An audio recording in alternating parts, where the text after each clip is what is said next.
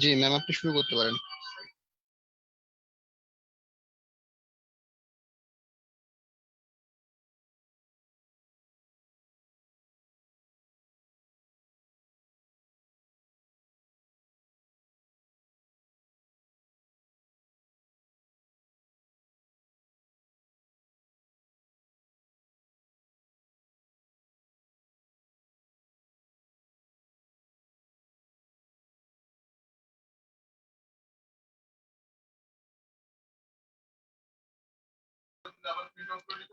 জি ma'am, আপনি শুরু করতে পারেন।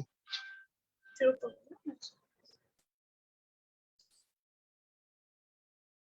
আসসালামু আলাইকুম। আমি ডক্টর সামিহা জাবিন সুস্মিতা। আমি এবার এফসিপিএস পার্ট 1 পাশ করেছি জুলাই সেশনে 2021-এ। আমি এমবিবিএস পাশ করেছি বাংলাদেশ মেডিকেল কলেজ থেকে। সো অ্যাকচুয়ালি এফসিপিএস পাশ করার জন্য এটা আমার সেকেন্ড টাইম ছিল। এফসিপিএস ফার্স্ট টাইম আমার একটুর জন্য হয়নি আর কি। তা সেকেন্ড টাইম আমি দুইবার পরীক্ষা দিয়ে যা বুঝলাম যে ডেভিডসন বাদে আসলে এফসিপিএস পাশ করা পসিবল না। আর ডেভিডসন এমন একটা বই যে আপনি যে লাইন বাই লাইন পড়বেন তাতেও কিছু মনে থাকবে না, মানে কিছু কিছু মানে সবই লাগে আবার অনেক কিছু লাগে না, এরকম একটা জিনিস। সো আমি আর আরেকটা জিনিস যেটা হচ্ছে আমি পড়ানোর আগে থেকে বলছি যে অনেকে ভাবে যে এসবিএ থেকে মনে হয় পাশ করা যায়। আসলে এসবিএ তো অবশ্যই ইম্পর্টেন্ট, বাট এমসিকিউ খুব ইম্পর্টেন্ট। আর এমসিকিউ পারার জন্য সবচেয়ে গুরুত্বপূর্ণ হচ্ছে ডেভিডসনটা পড়া। কারণ এসবি অনেক সময় ট্রিকি কোশ্চেন হয়, দেখা যায় মনে থাকে না বা তখন মাথা কাজ করে না। বাট এমসিকিউটা না একদম ডেভিডসন থেকে মানে উঠায় দেয় আর কি, মানে লাইন থেকেই উঠায় দেয়। সো ওইটা পারাটা সহজ। কেউ যদি মানে 10-12টে এসবিও ভুল করে, এমসিকিউ যদি 45 নাম্বার 45-46 নাম্বার পাওয়া যায় তাহলে আসলে পাশ করার থেকে কেউ আটকাতে পারবে না ইনশাল্লাহ। সো এটাই আর কি। আমি আজকে রিউমাটোলজি পড়াবো। রিউমাটোলজি হচ্ছে পেপার 3-তে থাকে। পেপার 3-র তে কিন্তু অনেকগুলাই চ্যাপ্টার, কিন্তু চ্যাপ্টার গুলা ভালো সবগুলাই, মানে মজা লাগে পড়ে। যেমন পেপার 2 একটু বেশি হার্ড সবসময় হয়, কিন্তু পেপার 3 দেখা যায় যে মানে মানে পারা যায় যদি কেউ পড়ে বারবার, মানে ভালো লাগবে আর কি। আর পেপার 3 রিউমাটোলজি থেকে হচ্ছে 8টা থেকে 10টা কোশ্চেন আসে মনে হয়, 8টা, হ্যাঁ 8টা কোশ্চেন আসে। সো এটাও মানে ভালোই বড় একটা চ্যাপ্টার মোটামুটি। অত বড় না, যেমন সিবিএস এর মতো অত বড় না, কিন্তু হচ্ছে ভালোই বড়, মানে ইম্পর্টেন্ট আর কি। আর এখান থেকে আরেকটা পড়ানোর আগে আমি একটু বলে দিই যে এখান থেকে যদি আপনারা মানে এসবিএ পারতে চান, আপনারা যদি এমআরসিপির একটা বই আছে পাস মেডিসিন, পাস মেডিসিন থেকে পাস মেডিসিনটা যদি একটু প্র্যাকটিস করেন, এসবিএ অনেকগুলা একদম হুবহু কমন পড়ে। আমি দুইবার পরীক্ষা দিয়ে আহ মানে সেটা বুঝতে পারছি আর কি। সেকেন্ড টাইম একদম মানে অনেক বুঝতে পারছি যে একদম মানে হুবহু কমন পড়ে পাস মেডিসিন থেকে। কারণ আগের ফার্স্ট বার আমি ওরকম পাস মেডিসিন আসলে পড়ি নাই, সেকেন্ড বার দেখা গেছিল মানে অনেক পড়ছিলাম। সো আমার অনেকগুলোই কমন পড়ছে, এসবিএ এর বেশিরভাগই কমন পড়ে। সো আচ্ছা, আমি এখন রিউমাটোলজি শুরু করি।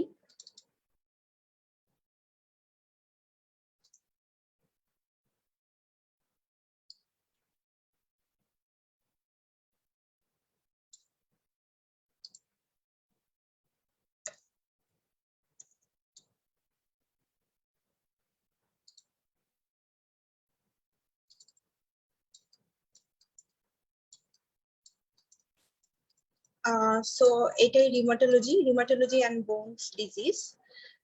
সো এক্ষেত্রে আমাদের যে কোনো ডেভিডসনের যে কোনো একটা চ্যাপ্টারের প্রথমে শুরুতে দেখা যায় যে ক্লিনিক্যাল এক্সামিনেশন আছে, যে কোনো সিস্টেমেরই হতে পারে। সো সেক্ষেত্রে ওইখানে কি করা হয় যে ক্লিনিক্যাল এক্সামিনেশনে কি কি দেখা যায় শর্টকাটে একটু লেখা থাকে, লাইক হচ্ছে রিউমাটয়েড নোডুল যদি আমরা দেখি এখানে, তখন আমরা বুঝবো যে এটা রিউমাটয়েড আর্থ্রাইটিস তার থাকতে পারে। আর হচ্ছে আবার এখানে দেখা যাচ্ছে যে বাটারফ্লাই র্যাশ, এসিডিতে বাটারফ্লাই র্যাশ যে সব জায়গাতেই থাকে চিক্সে, বাট হচ্ছে ন্যাজোল্যাবিয়াল যে পোলটা আছে সেখানে স্পেয়ারিং করে, মানে সেখানে থাকে না আর কি। আর এটা একটু রিডিং করে যাইতে হবে। এটা সব সব চ্যাপ্টারের জন্য এই ক্লিনিক্যাল এক্সামিনেশন গুলা খুব একটা ইম্পর্টেন্ট না, মোটামুটি রিডিং করলেই হবে আসলে। আর তারপরে আছে হচ্ছে general assessment of the locomotor system. So এটা হচ্ছে ক্লিনিক্যালি আসলে লাগে আমাদের ওয়ার্ডে। এখানে তেমন একটা মানে এফসিপিএস এর জন্য ওরকম আমি কখনো কোশ্চেন দেখি নাই আসলে।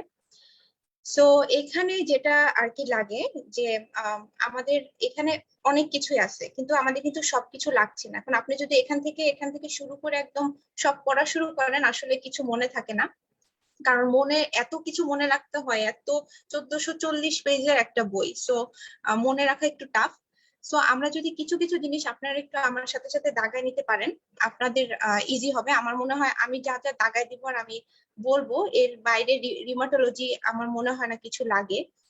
আর আচ্ছা, এখানে হচ্ছে এখানে যেটা বলছে যে মাস্কুলোস্কেলেটাল সিস্টেমের ডিজিজ জিপি প্র্যাকটিসে ইউকে তে 25% থাকে। সো আর এখান থেকে লেখা আছে যে বোনস হচ্ছে দুই ধরনের টাইপ হয় ইমব্রায়োনিক ডেভেলপমেন্টে, দুইটা, ফ্ল্যাট বোন একটা, আরেকটা হচ্ছে লং বোন। ফ্ল্যাট বোন যেটা সেটা হচ্ছে ইন্টারমেমব্রেনাস অসিফিকেশনে হয়, আরেকটা হচ্ছে লং বোন যেমন ফিমার, ওইটা হচ্ছে এন্ডোকন্ডিয়াল অসিফিকেশনে হয়। এই দুইটা লাইন মানে এই দুইটা কথা পয়েন্ট জানতে পারলেই হবে, একদম সব পড়ার কোনো দরকার নাই। লাইক যেটা ফ্ল্যাট বোন ইন্টারমেমব্রেনাস অসিফিকেশন, লং বোন এন্ডোকন্ডিয়াল অসিফিকেশন, দ্যাটস ইট। আর হচ্ছে এখান থেকে যেটা লাগে যে বোনসে কি কি টাইপস আছে, লাইক অস্টিওক্লাস্ট, অস্টিওব্লাস্ট, অস্টিওসাইট, বোন মেরো স্টোমাল সেল। আমি এটা এভাবে পড়েছিলাম। আপনারা যখন একটা জিনিস যদি বক্স করে যে কোনো কিছু পড়েন, আপনাদের জন্য ইজি হবে। যেমন অনেক কিছু দাগানো থাকে, বাট দাগানো না ওরকম মনে থাকে না। আমার আসলে মনে থাকে না, এই জন্য আর কি। সো আপনারা যদি এভাবে অরিজিন, টাইপ, ফাংশন এন্ড কি কি প্রোডাকশন করে এগুলো যদি জানা যায়, লাইক হচ্ছে অস্টিওক্লাস্ট হেমাটোপয়েটিক স্টেম সেল থেকে আসে, অস্টিওব্লাস্ট বিএসসি থেকে আসে, এন্ড বোন মেরু স্টোমাল সেল থেকে আসে, অস্টিওসাইট আর বোন লাইনিং সেল যেটা সেটা অস্টিওব্লাস্ট থেকে আসে। যেমন অস্টিওক্লাস্টটা হচ্ছে মাল্টি নিউক্লিয়েটেড আর অস্টিওব্লাস্টটা হচ্ছে মোনো নিউক্লিয়েটেড। আর অস্টিওক্লাস্টের কাজ আমরা সবসময় জানি বোন রিজর্পশন করা, আর অস্টিওব্লাস্ট বোন ফর্মেশন করে। আর এখানে প্রোডাকশন যেটা অস্টিওব্লাস্ট যেটা অ্যালকালাইন ফসফেটেজ ফর্ম করে, অ্যালকালাইন ফসফেটেজ শুধু অস্টিওব্লাস্ট থেকে আসে না, লাইক অস্টিওব্লাস্ট থেকে আসে, তারপর হচ্ছে প্লাসেন্টা থেকে আসে, বিলিয়ারি এপিথেলিয়াম থেকে আসে, অনেক কিছুতেই অ্যালকালাইন ফসফেটেজ আসতে পারে এবং অ্যালকালাইন ফসফেটেজ আসে আর কি। আর অ্যালকালাইন ফসফেটেজ অনেক কিছুতেই বাড়ে, সেটা আমি আরেকটু পরে আপনাকে আরেকটা ছকের মাধ্যমে দেখাই দিব না। আর আরেকটা হচ্ছে অস্টিওসাইট এবং বোন মেরু স্টোমাল সেল, এই দুইটা থেকেই দেখেন র্যানকেল আসে। সো যেটা হচ্ছে র্যানকেল হচ্ছে receptor activator nuclear factor kappa B ligand, আর স্ক্লেরোস্টিন আর FG23। সো এগুলা যদি এভাবে পড়া যায় খুব ইজি হয় আর কি। তাহলে মানে এত কিছু মনে রাখা লাগে না, কারণ এভাবে পড়তে গেলে না মনে থাকে না। সো ছক করে পড়লে অনেক ইজি হয়। ছক করে পড়লে অনেক ইজি হয়। এন্ড দেন হচ্ছে বোন ম্যাট্রিক্স এন্ড মিনারেল। এখানে একটা এই যে আমি একটু কান দাগাইছি, এখান থেকে আপনারা একটা জিনিস জানতে পারেন যে টাইপ 1 কোলাজেন, আমরা 3টা কোলাজেনের কথা মনে রাখবো, যে টাইপ 1, টাইপ 2, টাইপ 4। সো আমরা ওয়ান সবসময় বনে থাকে, আমরা জানি বোন বানানটা কি, BONE। BONE মানে বোনের লাস্টে কিন্তু 1 আছে। সো আমাদের মনে রাখতে হবে বনে সবসময় টাইপ 1 কোলাজেন থাকে। আর টু হচ্ছে আর্টিকুলার কার্টিলেজে থাকে। কার্টিলেজ না মনে রেখে আমরা যদি কার্টিলুজ মনে রাখি তাহলে কিন্তু টাইপ 2 কোলাজেন হয়। আর 4 যেটা সেটা ফ্লোরে থাকে, ফ্লোর মানে বেসমেন্ট মেমব্রেন, বেসাল ল্যামিনা, এগুলোতে থাকে। সো এটা খুব ইজি, মানে এই 3টা জিনিস সহজ, 3টা জিনিস, এই 3টা জিনিস যদি মনে রাখেন এটা অনেক জায়গায় পাবেন। ডার্মাটোলজিতেও আছে, ডার্মাটোলজির প্রথম অ্যানাটমি পোর্শনে এই কথাগুলো আছে, কিছু একটা অংশ আছে এইটুক। আর হচ্ছে এখানেও আছে, যেমন বোনসে টাইপ 1 থাকে, বোনস মানে টাইপ 1, টাইপ 2 মানে কার্টিলুজ, মানে কার্টিলেজের বদলে আমরা কার্টিলুজ মনে রাখবো, কার্টুলুজ। আর হচ্ছে 4 মানে হচ্ছে ফ্লোর মানে বেসমেন্ট মেমব্রেন অথবা বেসাল ল্যামিনা। আচ্ছা, আর এখান থেকে আমাদের যেটা লাগবে, যে এখান থেকে এগুলো কিছুই লাগবে না আসলে, আপনারা রিডিং করতে চাইলে পড়তে পারেন, বাট হচ্ছে পরীক্ষার জন্য যেটা আর কি লাগে সেটার জন্য আসলে লাগে না এগুলা। সেই জন্য আমি একটু মানে এত বেশি পড়ে মনে রাখা যায় না, এই জন্য আমি অত বেশি পড়িও নাই আর পড়িও না আসলে। আচ্ছা, যাই হোক, এখন হচ্ছে এই পিকচারটা থেকে আমাদের যেটা মনে রাখতে হবে যে আমাদের বোন রিমডেলিং সাইকেল, বোন কিভাবে ফরমেশন হয় সেটা হচ্ছে চারটা, আমরা খালি চারটা জিনিস মনে রাখবো, লাইক রিভার্সাল, রিজর্পশন, কোয়েসেন্স এন্ড হচ্ছে ফরমেশন। এই চারটা জিনিস আমাদের মনে রাখলেই এনাফ, এখান থেকে আর কিচ্ছু মনে রাখা লাগবে না। এখান থেকে মনে রাখতে পারেন যে 10 ডেজ পরে অস্টিওক্লাস্টটা যে ফর্ম হয়, অস্টিওক্লাস্টটা 10 ডেজ পরে অ্যাপোপ্টোসিস, মানে প্রোগ্রাম অ্যাপোপ্টোসিস মানে কি আমরা জানি প্রোগ্রাম সেল ডেথ, সেগুলো প্রোগ্রাম সেল ডেথ হয়ে 10 দিন পরে ওই জিনিসটা হয়। আচ্ছা, এর পরের পেজে আছে হচ্ছে কি রেগুলেটর অফ দা আর অফ এই যে ছকটা 24.1 কি রেগুলেটরস অফ দা বোন রিমডেলিং, এটা খুবই ইম্পর্টেন্ট ফর এফসিপিএস। ঠিক আছে, এফসিপিএস এর জন্য খুবই ইম্পর্টেন্ট। এটা মনে রাখার একটু টেকনিক আছে, একটু সহজ একটা টেকনিক আছে, নাহলে এটা মনে থাকে না, এটা আসলে সবাই ভুলেই যায়, আসলে মনে মনে রাখা একটু কষ্টকর হয়। এবং এখান থেকে এই যে প্যারাথাইরয়েড, থাইরয়েড, এই দুইটা আমি মনে হয় দুইবারই প্রশ্ন পেয়েছি, যে প্যারাথাইরয়েড থাইরয়েড হরমোনের মানে এমসিকিউ তে, যেটা কি বোন রিজর্পশন ইনক্রিজ করে নাকি ডিক্রিজ করে এরকম টাইপের। সো আচ্ছা, প্রথম থেকে বলি, আমরা দুইটা জিনিস মনে রাখি, যে অস্টিওপ্রোটেজিন এটার পিছনে আছে ইন, আর হচ্ছে স্ক্লেরোস্টিন এটার পিছনেও আছে ইন। ইন যেই শব্দটাই থাকবে সেটাই হচ্ছে ইনহিবিট করবে। তা কি ইনহিবিট করবে সেটা আমরা মনে রাখার জন্য, এটা মনে রাখার জন্য আর কি, এটা একটা ট্রিক, যে আমরা প্রথমে এই দুইটা মনে রাখবো, প্রথম র্যানকেল আর হচ্ছে অস্ট্রোপোটিজিন। এই দুইটা কি বোন রিজর্পশনে কাজ করে, বোন রিজর্পশনের উপর কাজ করে। র্যানকেল প্রথমটা হচ্ছে বোন রিজর্পশন স্টিমুলেট করে, আর অস্টিওপোটোজিন হচ্ছে বোন রিজর্পশনকে ইনহিবিট করে। সো বোন রিজর্পশনের উপরে কাজ করে। আমরা যদি এটা মনে রাখতে পারি যে প্রথম দুইটা হচ্ছে র্যানকেল এবং অস্টিওপোটোজিন, এবং এটা হচ্ছে বোন রিজর্পশনের উপর কাজ করে, তাহলে বোন রিজর্পশন প্রথমটা হচ্ছে স্টিমুলেট করে মানে র্যানকেল, আর আমরা জানি যে অস্টিওপোটোজিন এটার লাস্টে ইন আছে, সো এটা ইনহিবিট করে। কি ইনহিবিট করে? বোন রিজর্পশন কে ইনহিবিট করে। তারপরে আছে ডাব্লিউএনটি আর হচ্ছে স্ক্লেরোস্টিন, আর স্ক্লেরোস্টিন ইনহিবিট করে। এখানে ডাব্লিউএনটি হচ্ছে বোন ফর্মেশন কি স্টিমুলেট করে, আর স্ক্লেরোস্টিন হচ্ছে বোন ফর্মেশন কি ইনহিবিট করে। আর থাইরয়েড প্যারাথাইরয়েড হরমোন দুইটাই হচ্ছে বোন ফর্মেশন রিজর্পশন দুইটাকে ইনক্রিজ করে, মানে দুইটাই থাইরয়েড প্যারাথাইরয়েড দুইটার। ইস্ট্রোজেন হচ্ছে ইনহিবিট করে বোন রিজর্পশনকে। ইস্ট্রোজেনের কাজটা অনেকটা দেখেন অস্টিওপোটোজেনের মতো, লাইক এটা বোন রিজর্পশনকে ইনহিবিট করে। আর গ্লুকোকর্টিকয়েডের কাজটা অনেকটা স্ক্লেরোস্টিনের মতো, এটা বোন ফর্মেশনকে ইনহিবিট করে। আর এটার সোর্স গুলা পড়তে পারেন, এগুলো সোর্স গুলা জানেনি কোনগুলা কোথা থেকে কি আসে, এটা জানেন। একটু আগে আমি বলছি র্যানকেল কিন্তু এই যে অস্টিওসাইট থেকে, বোন স্ট্রোমাল সেল থেকে আসে। তো একটু আগে যে আমি এটা ছক করে পড়ালাম, ওইটার থেকে কিন্তু আপনি এই জিনিসটা মানে মনে থাকবে আর কি। এটা মানে ডিফারেন্ট ভাবে কিছু আবার এখানে এসে পড়ার কিছু নাই। আর থাইরয়েড প্যাথাইরয়েড কোথা থেকে আসে আমরা জানি, প্যাথার গ্ল্যান্ড থেকে আসে, থাইরয়েড গ্ল্যান্ড থেকে আসে, ইস্ট্রোজেন ওভারি থেকে আসে, গ্লুকোকর্টিকয়েড অ্যাড্রিনাল গ্ল্যান্ড থেকে আসে। সো এগুলো আমাদের জানা। আচ্ছা, এরপরে আমরা যেটা জানবো যে হচ্ছে টাইপস অফ দ্য জয়েন্ট।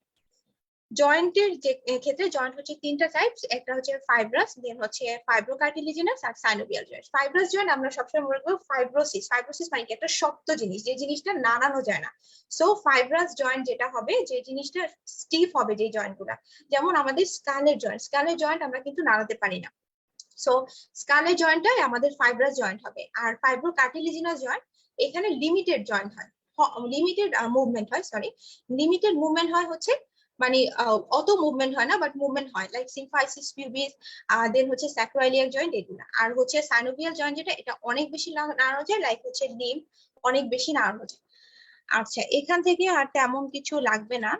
তারপরে হচ্ছে আমরা পরের পেজে এসে পড়ি। এখানে সাইনোভিয়াল জয়েন্ট। সাইনোভিয়াল জয়েন্টে দেখেন আর্টিকুলার কার্টিলেজ আছে, সাইনোভিয়াল ফ্লুইড আছে, ইন্টার আর্টিকুলার ডিস্ক আছে, সাইনোভিয়াল মেমব্রেন আছে, জয়েন্ট ক্যাপসুল এবং বার্সা আছে। সো এখান থেকে যেটা লাগবে, আমরা একটু আগে বললাম যে আর্টিকুলার কার্টিলেজে সবসময় কোলাজেন, কোন কোলাজেন থাকবে? টাইপ 2, কারণ কার্টুলুস 2 টাইপ 2। সো এখানে কার্টিলেজে হচ্ছে টাইপ 2 কোলাজেন থাকবে। সো এখান থেকে এখানে এত কিছু মনে হবে যে আল্লাহ এগুলো মুখস্থ হবে না কিছু, এখান থেকে কিছুই না, আর একদম ইজিয়ার ভাবে পড়ানো যায় আর কি, মনে রাখা যায়।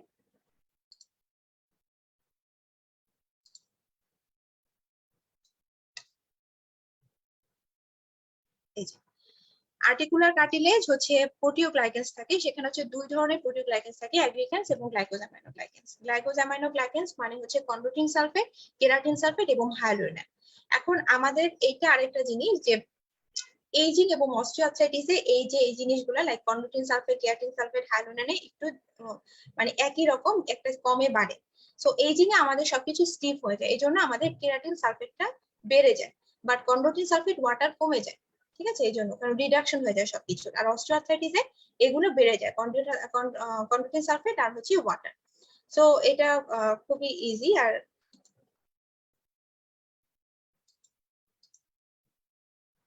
আর আরেকটা এদিকে আছে যে হচ্ছে এই যে জয়েন্ট, ও আর এখানে একটা প্রশ্ন একবার আসছিল যে এটা হচ্ছে প্রো ইনফ্লামেটরি সাইটোকাইনস কোনগুলা, যেগুলো হচ্ছে কার্টিলেজকে মানে ডিস্ট্রাকশন করে। এটা হচ্ছে এই যে কার্টিলেজ ডিগ্রেডেশন করে, এটা হচ্ছে ইন্টারলিউকিন 1 আর হচ্ছে টিএনএফ। এটা একটা ছোট্ট একটা লাইন, বাট অনেক সময় অনেক সময় পড়া হয় না আর কি, এটা একটু মনে রাখবেন।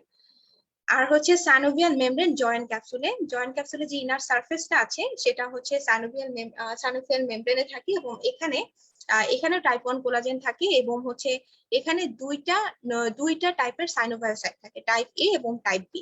টাইপ বি থেকে হচ্ছে সানোভিয়াল ফ্লুইড সিক্রেটস হয়, এটা খুব ইম্পর্টেন্ট যে টাইপ বি সানোভিয়াল সাইট থেকে কোন সানোভিয়াল সাইট থেকে আর সানোভিয়াল ফ্লুইডটা সিক্রেট হয় সেটা আমাদের জানতে হবে, যে টাইপ বি সানোভিয়াল সাইট এটা আসে। পরের পেজটা, এই পেজটা খুব ইম্পর্টেন্ট, এটা হচ্ছে জয়েন্ট অ্যাসপিরেশন। আমরা জয়েন্ট অ্যাসপিরেশনের এটা খুব ইম্পর্টেন্ট, এটা আমি আরো সহজভাবেও বলতে পারি, এটা আমি এভাবে মনে থাকে না আসলে, আমি লিখে এনেছি, আমি এভাবে পড়েছিলাম আসলে পরীক্ষার সময়, এভাবেই দেখাচ্ছি। সো জয়েন্ট অ্যাসপিরেশনের first choice of investigation, joint aspiration কিসের? মোনোআর্থ্রাইটিস, লাইক হচ্ছে একটা জয়েন্টে আপনাদের ব্যথা, সেক্ষেত্রে আপনাদের first choice of investigation of choice হচ্ছে জয়েন্ট অ্যাসপিরেশন। তো জয়েন্ট অ্যাসপিরেশন লাইক হচ্ছে মোনোআর্থ্রাইটিস, সেপটিক আর্থ্রাইটিস, এখানে তিনটা কথা উল্লেখ করা আছে, বাট মোনোআর্থ্রাইটিস কিন্তু আরো অনেকগুলাই আছে, বাট এখানে তিনটার কথা উল্লেখ আছে ওই প্যারাটার মধ্যে, যে septic arthritis, distal arthropathy, intra articular bleeding. আর হচ্ছে এখানে যে জিনিসটা ভুল হয় সেটা হচ্ছে নর্মাল সানোভিয়াল ফ্লুইড মানে অ্যাসপিরেট করলেন সেটা কিরকম, আর হচ্ছে সেপটিক আর্থ্রাইটিস বা কোনো ইনফ্লামেশনে সানোভিয়াল ফ্লুইডটা কেমন। যেটা আমাদের ভুল হবে সেটা হচ্ছে এই যে ভিসকোসিটিটা। নর্মালি আমরা জানি যে নর্মাল একটা জিনিসের কালারটা ক্লিয়ারই হবে, সেল সংখ্যা কম থাকবে, কারণ এটা ইনফ্লামেশন না যে সেল সংখ্যা অনেক থাকবে, এবং ভলিউমও কম থাকবে, কারণ ইনফ্লামেশন হইলেই ভলিউম অনেক বেড়ে যায় যে কোনো কিছু, কিন্তু মনে থাকবে না ভিসকোসিটিটা বেড়ে যাবে। এইটা যে নর্মাল সানোভিয়াল ফ্লুইডে ভিসকোসিটিটা বাড়তি থাকে, এবং যখন সেপটিক আর্থ্রাইটিসে হয় তখন হাইলুরোনিন যে এনজাইমটা আছে সেটা ডিগ্রেডেশনের মাধ্যমে, যেখানে দেখেন সুন্দর করে লেখা আছে যে degradation of the due to enzymatic degradation of the hyaluronan এবং অ্যাগ্রিগান হচ্ছে ভিসকোসিটিটাকে মেইনটেইন করে। সো এটা ডিগ্রেডেশনের জন্য, ইনফ্লামেশনের সময় এগুলো ডিগ্রেডেশন হয়ে যায়, এগুলো ডিগ্রেডেশনের জন্য ভিসকোসিটিটা নর্মালি হচ্ছে ভিসকোসিটিটা বাড়তে থাকে, বাট সেপটিক আর্থ্রাইটিস বা যে কোনো ইনফ্লামেশনে ভিসকোসিটিটা কমে যায় এইটাই। আর এবং ওইখানে লেখা আছে যে গাউটের ক্রিস্টাল গুলা কিরকম হবে, আমরা যদি এরকম ভাবে মনে রাখি যে নিডেল নেগেটিভ হচ্ছে গাউটে, সিউডো গাউটে হচ্ছে রোম্বার স্মলার, আর এটা হচ্ছে নিডেল নেগেটিভ মানে নেগেটিভ বিসপ্রেগেন্স, আর এটা হচ্ছে পজিটিভ বিসপ্রেগেন্স। আর হচ্ছে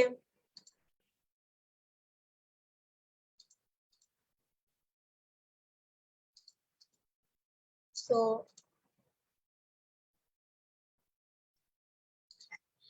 এটা হচ্ছে পজিটিভ বিসপ্রেগেন্স, আর এটাই আর কি ক্রিস্টাল গুলা কিরকম দেখতে হয় এরকম।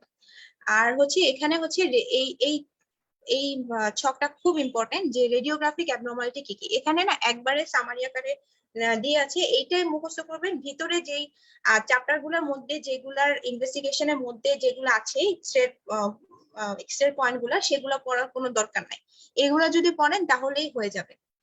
সো এগুলো হচ্ছে ইম্পর্টেন্ট, হচ্ছে রিউমাটয়েড আর্থ্রাইটিসের ক্ষেত্রে যেটা মনে রাখতে হবে, লাইক হচ্ছে মার্জিনাল জয়েন্ট ইরোশন, এটা খুব ইম্পর্টেন্ট, এটা আসেও। অস্টিওপোরোসিসে অস্টিওপেনিয়া পাওয়া যায়। প্যাগেজ ডিজিজে হচ্ছে বোন এক্সপ্যানশন হয়, বোন বেশি হয়ে যায়। আর সোরিয়াটিক আর্থ্রাইটিসে হচ্ছে সিন্ডেসমোফাইটস এবং ইনথেসোফাইটস, এই দুইটা জিনিস পাওয়া যায়। আর এগুলো মনে রাখবে, সবগুলো মুখস্থ করতে হবে, বাট হচ্ছে এগুলা বেশি বেশি করে এগুলা মনে রাখবেন। আর অস্টিও আর্থ্রাইটিসে অস্টিওপাইটস ফর্ম হয়, আর হচ্ছে সাবকন্ড্রাল স্ক্লেরোসিস এবং সাবকন্ড্রাল সিস্ট পাওয়া যায়। সো এই কয়টা জিনিস যদি একটু মনে রাখা যায়, মানে এই ছকটা আসলে খুব ইম্পর্টেন্ট, এই ছকটা থেকে অনেক কোশ্চেন আসে।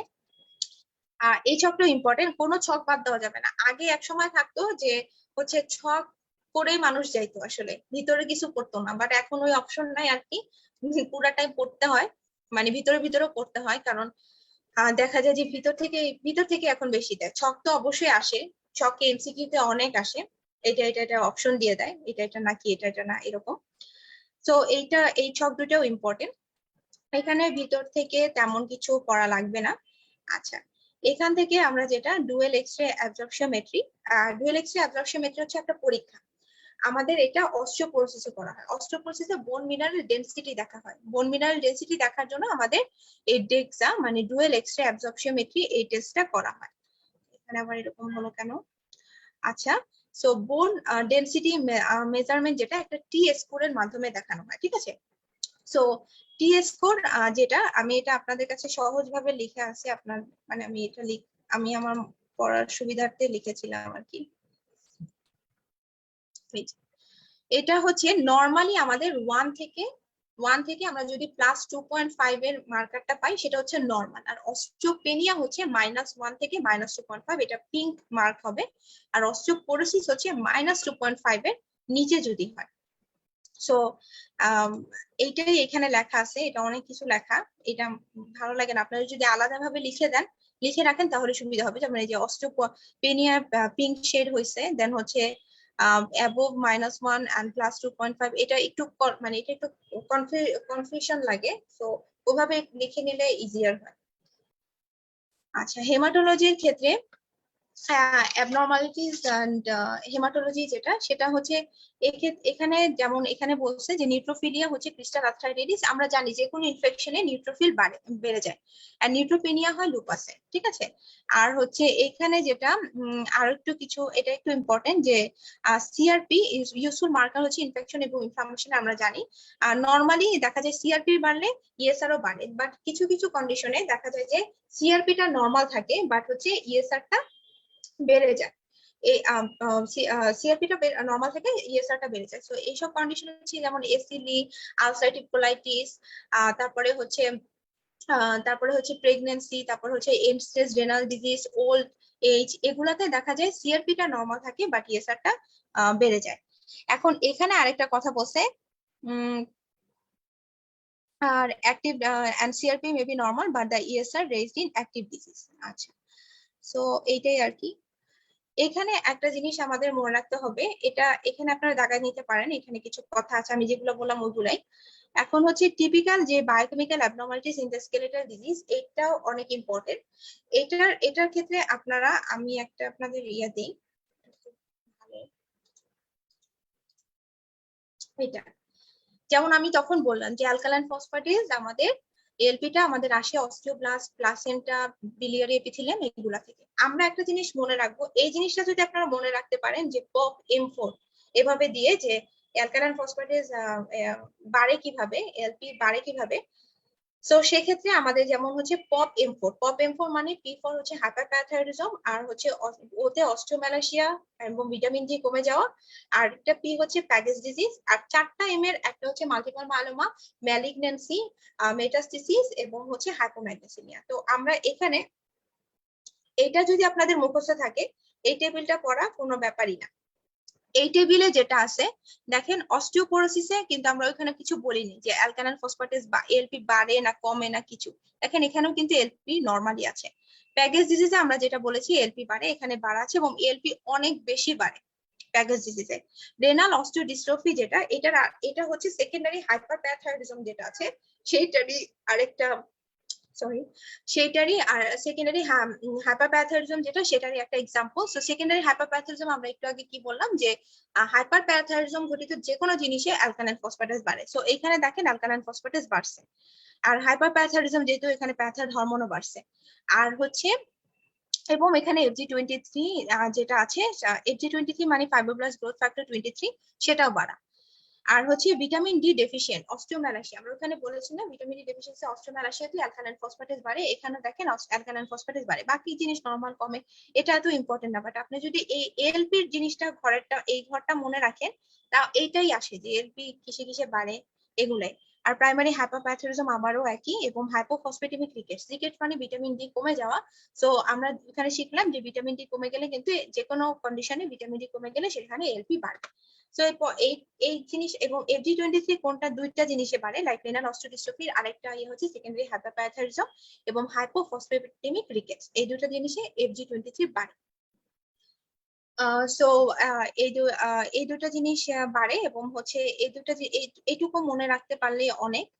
আচ্ছা, এর পরের যে মানে পরে যে ছকটা আছে 24.7, এখানে আপনারা সবকিছু তো মনে রাখবেন, বাট বেশি মনে যেগুলো মনে থাকবেন, আমরা জানি যে কেটিনিন ফসফোকাইনেজ মাসেল গঠিত যে কোনো জিনিসে কেটিনিন ফসফোকাইনেজ বাড়তে পারে।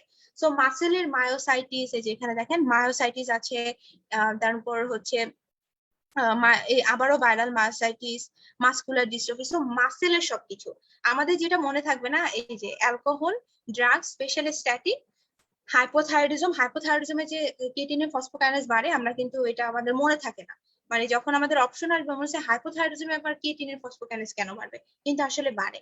আর হচ্ছে এমআই, এই তিনটা জিনিস যদি আপনারা লিখে দিতে পারেন, যে অ্যালকোহল, স্ট্যাটিন মানে ড্রাগসটা, আর হচ্ছে হাইপোথাইরয়েডিজম এবং হচ্ছে এমআই। তো এই তিনটা জিনিস এখান থেকে একটু মার্ক করে নেবেন।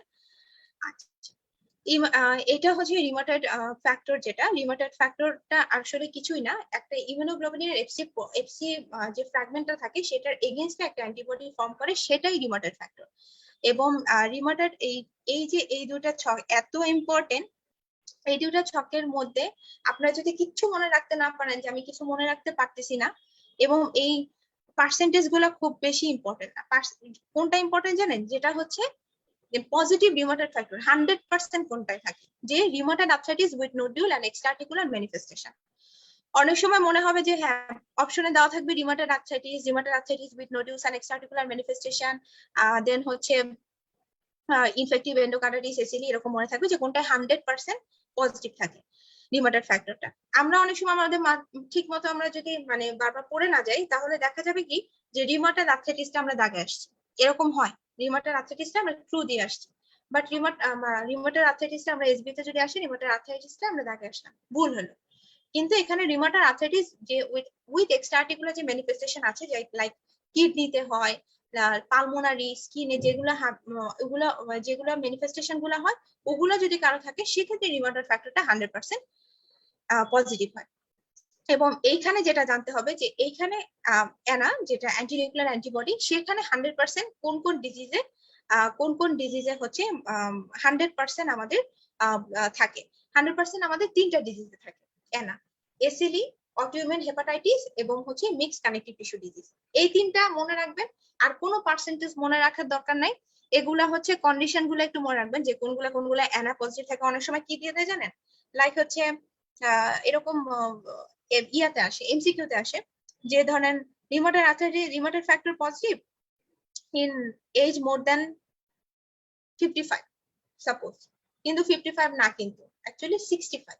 সো এটা যদি আপনারা না পড়েন, তাহলে কিন্তু তখন অ্যান্সারটা করতে পারবেন না, তখন ভুল হয়ে যাবে আর কি। এমসিকিউ অনেক ইম্পর্টেন্ট, আমি এটা আগে বলছি।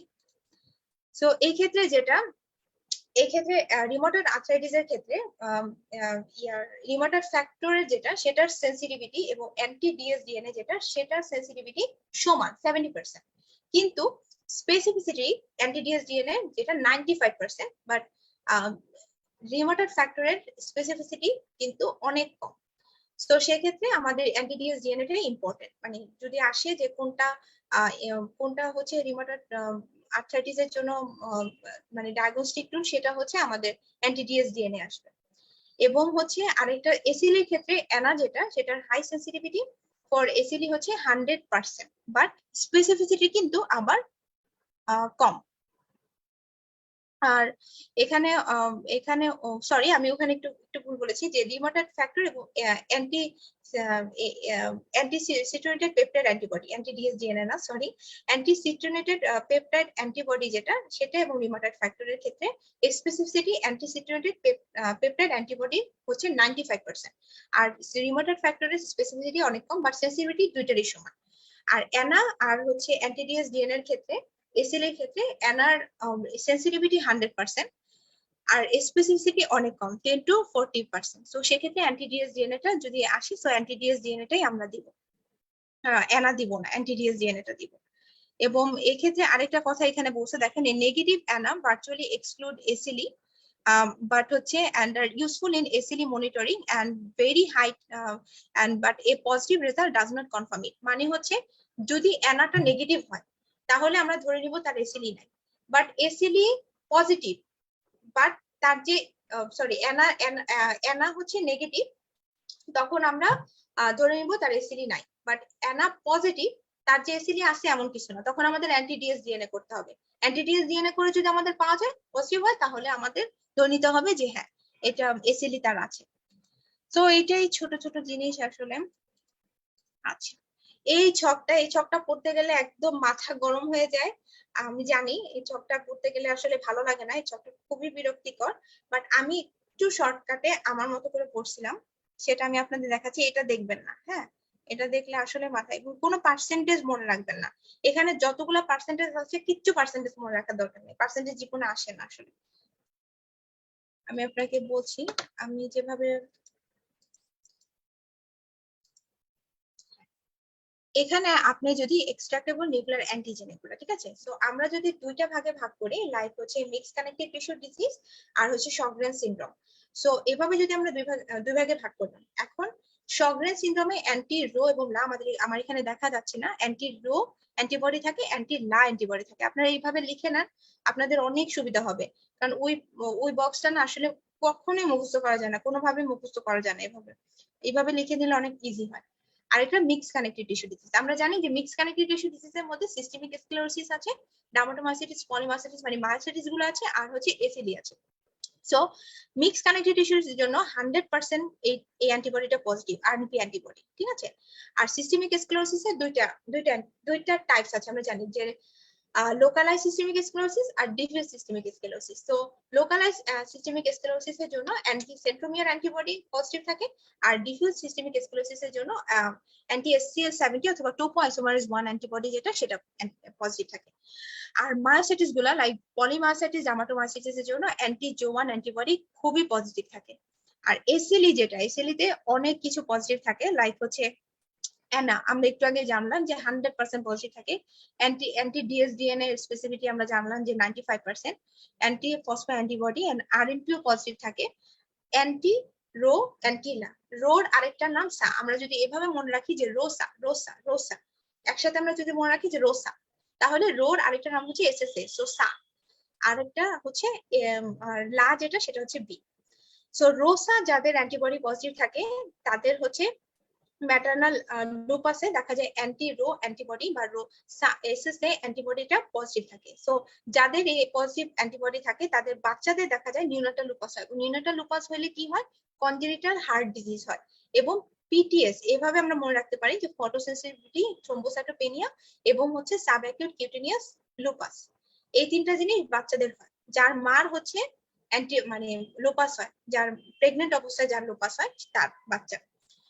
আর হচ্ছে অ্যান্টিহিস্টোন অ্যান্টিবডি হচ্ছে ড্রাগ ইনডিউস এসিলি। ড্রাগ ইনডিউস এসিলি হচ্ছে পাইরাজিনামাইড, হাইড্রোলাজিন, মিনোসাইক্লিন, কিছু তারপর হচ্ছে ফেনাইটোইন, এসব কিছু ড্রাগের জন্য আর অনেক সময় এসিলি হয়। সো ওগুলোকে ড্রাগ ইনডিউস অ্যান্টিবডি বলে। ড্রাগ ইনডিউস অ্যান্টিবডিতে অ্যান্টিহিস্টোন অ্যান্টিবডিটা পজিটিভ থাকে।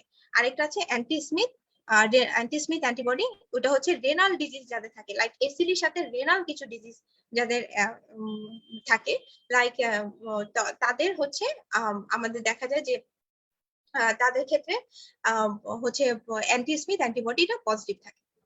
আচ্ছা, সো আমি এই বক্সটাকেই কিন্তু শর্টকাটে ওইভাবে লিখছি, এবং এখানে কোনো পার্সেন্টেজ কিচ্ছু লাগবে না, পার্সেন্টেজ জীবনে আসে না। পার্সেন্টেজ মুখস্থ করতে গিয়ে দেখা যায় যে ভালোভাবে পড়া যায় না। সো এটা যদি আপনারা পড়তে যান অনেক মাথা ইয়া হয়ে যায়, একদম এলোমেলো লাগে সবকিছু। আমি দেখছি, মানে আমার লাগে আর কি, আমার অনেক কঠিন লাগতো। আর এখানে আরেকটা বলছে যে কমপ্লিমেন্ট, লো কমপ্লিমেন্ট, এটা এসিলি অ্যাক্টিভ এসিলি আমরা কিভাবে বুঝবো, তখন আমরা C3 লেভেলটা দেখবো। C3 লেভেলটা যদি কম থাকে সেক্ষেত্রে আমাদের হচ্ছে অ্যাক্টিভ এসিলি হয়। এই যে আরেকটা বলছে যে এখানে এটাও একটা ইম্পর্টেন্ট কথা যে low C4 is less specific for SLE activity, but complement C1 এবং C4 ওইখানে হচ্ছে মিউটেশন হয় ওই ইয়াতে এসিডিতে। সো ওইখানে যদি C3 কিন্তু হয় না, C1 এবং C4 হয়। C3টা খালি দেখা হয় যে ডিজিজ অ্যাক্টিভিটি, তার অ্যাক্টিভ ডিজিজ আছে নাকি এখনো এসিডি, সেটা দেখার জন্য আমাদের C3টা দেখা হয়। এর পাশে আরো কিছু আছে যে সানোভেল বায়োপসি, এখানে একটু দাগায় নেন একটু তাড়াতাড়ি করে। এখানে তেমন কিছু নয়, লাইক মাসেল বায়োপসিতে মায়োপ্যাথি মায়োসাইটিসে মাসেল বায়োপসি করতে হয়, বোন বায়োপসি করতে হয়, হচ্ছে নন এন্ডোসিটিস আছে, এটা লাগবে না। টেম্পোরাল আর্টারি বায়োপসি যেটা, সেটা করতে হয় হচ্ছে টেম্পোরাল আর্টারিটিস অথবা জায়ান্ট সেল আর্টারিটিস যেটাকে বলে সেটা। তো এই ক্ষেত্রে আর এই পেজে আর কিছু লাগবে না। আচ্ছা, এইটা খুব ইম্পর্টেন্ট, মোনো আর্থ্রাইটিস এর কজগুলা। মোনো আর্থ্রাইটিস যেটা, যে মোনো আর্থ্রাইটিস এর কমন কজ কোনটা, গাউট, সিউডো গাউট, আমাদের এটা মনে রাখতে হবে, এগুলো আমরা জানি।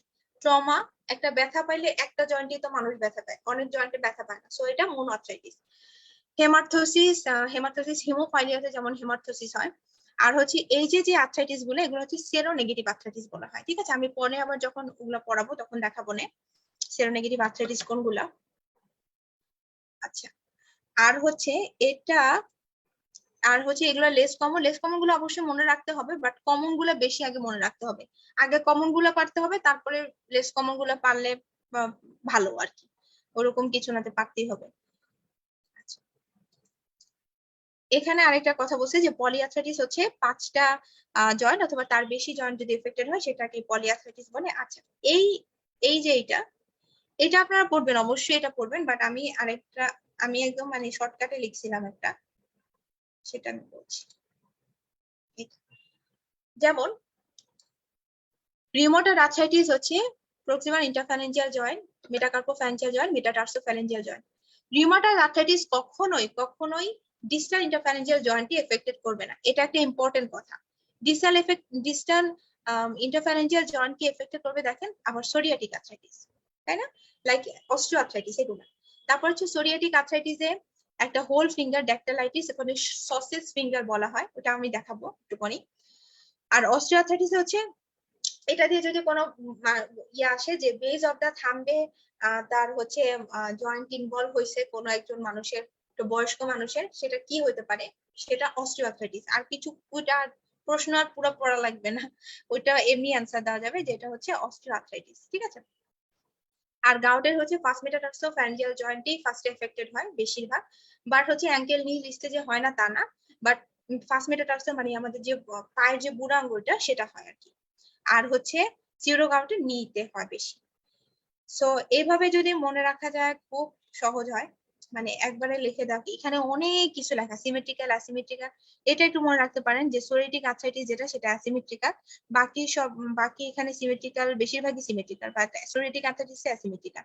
সো এইটা আমি ওভাবে মুখস্থ করিনি, আমি শর্টকাটে ছোট ছোট ভাবে লিখে দিয়েছি, এবং এগুলো আপনি 3-4 বার করে রিডিং দিবেন, 3-4 বার করে রিডিং করে দিবেন। আপনারা মুখস্থ করতে চাইলে মুখস্থ করতে পারেন, বাট আমার এটা মুখস্থ না করে মানে ভালো লাগছিল আসলে, ওইভাবে বলে ইজি হয়।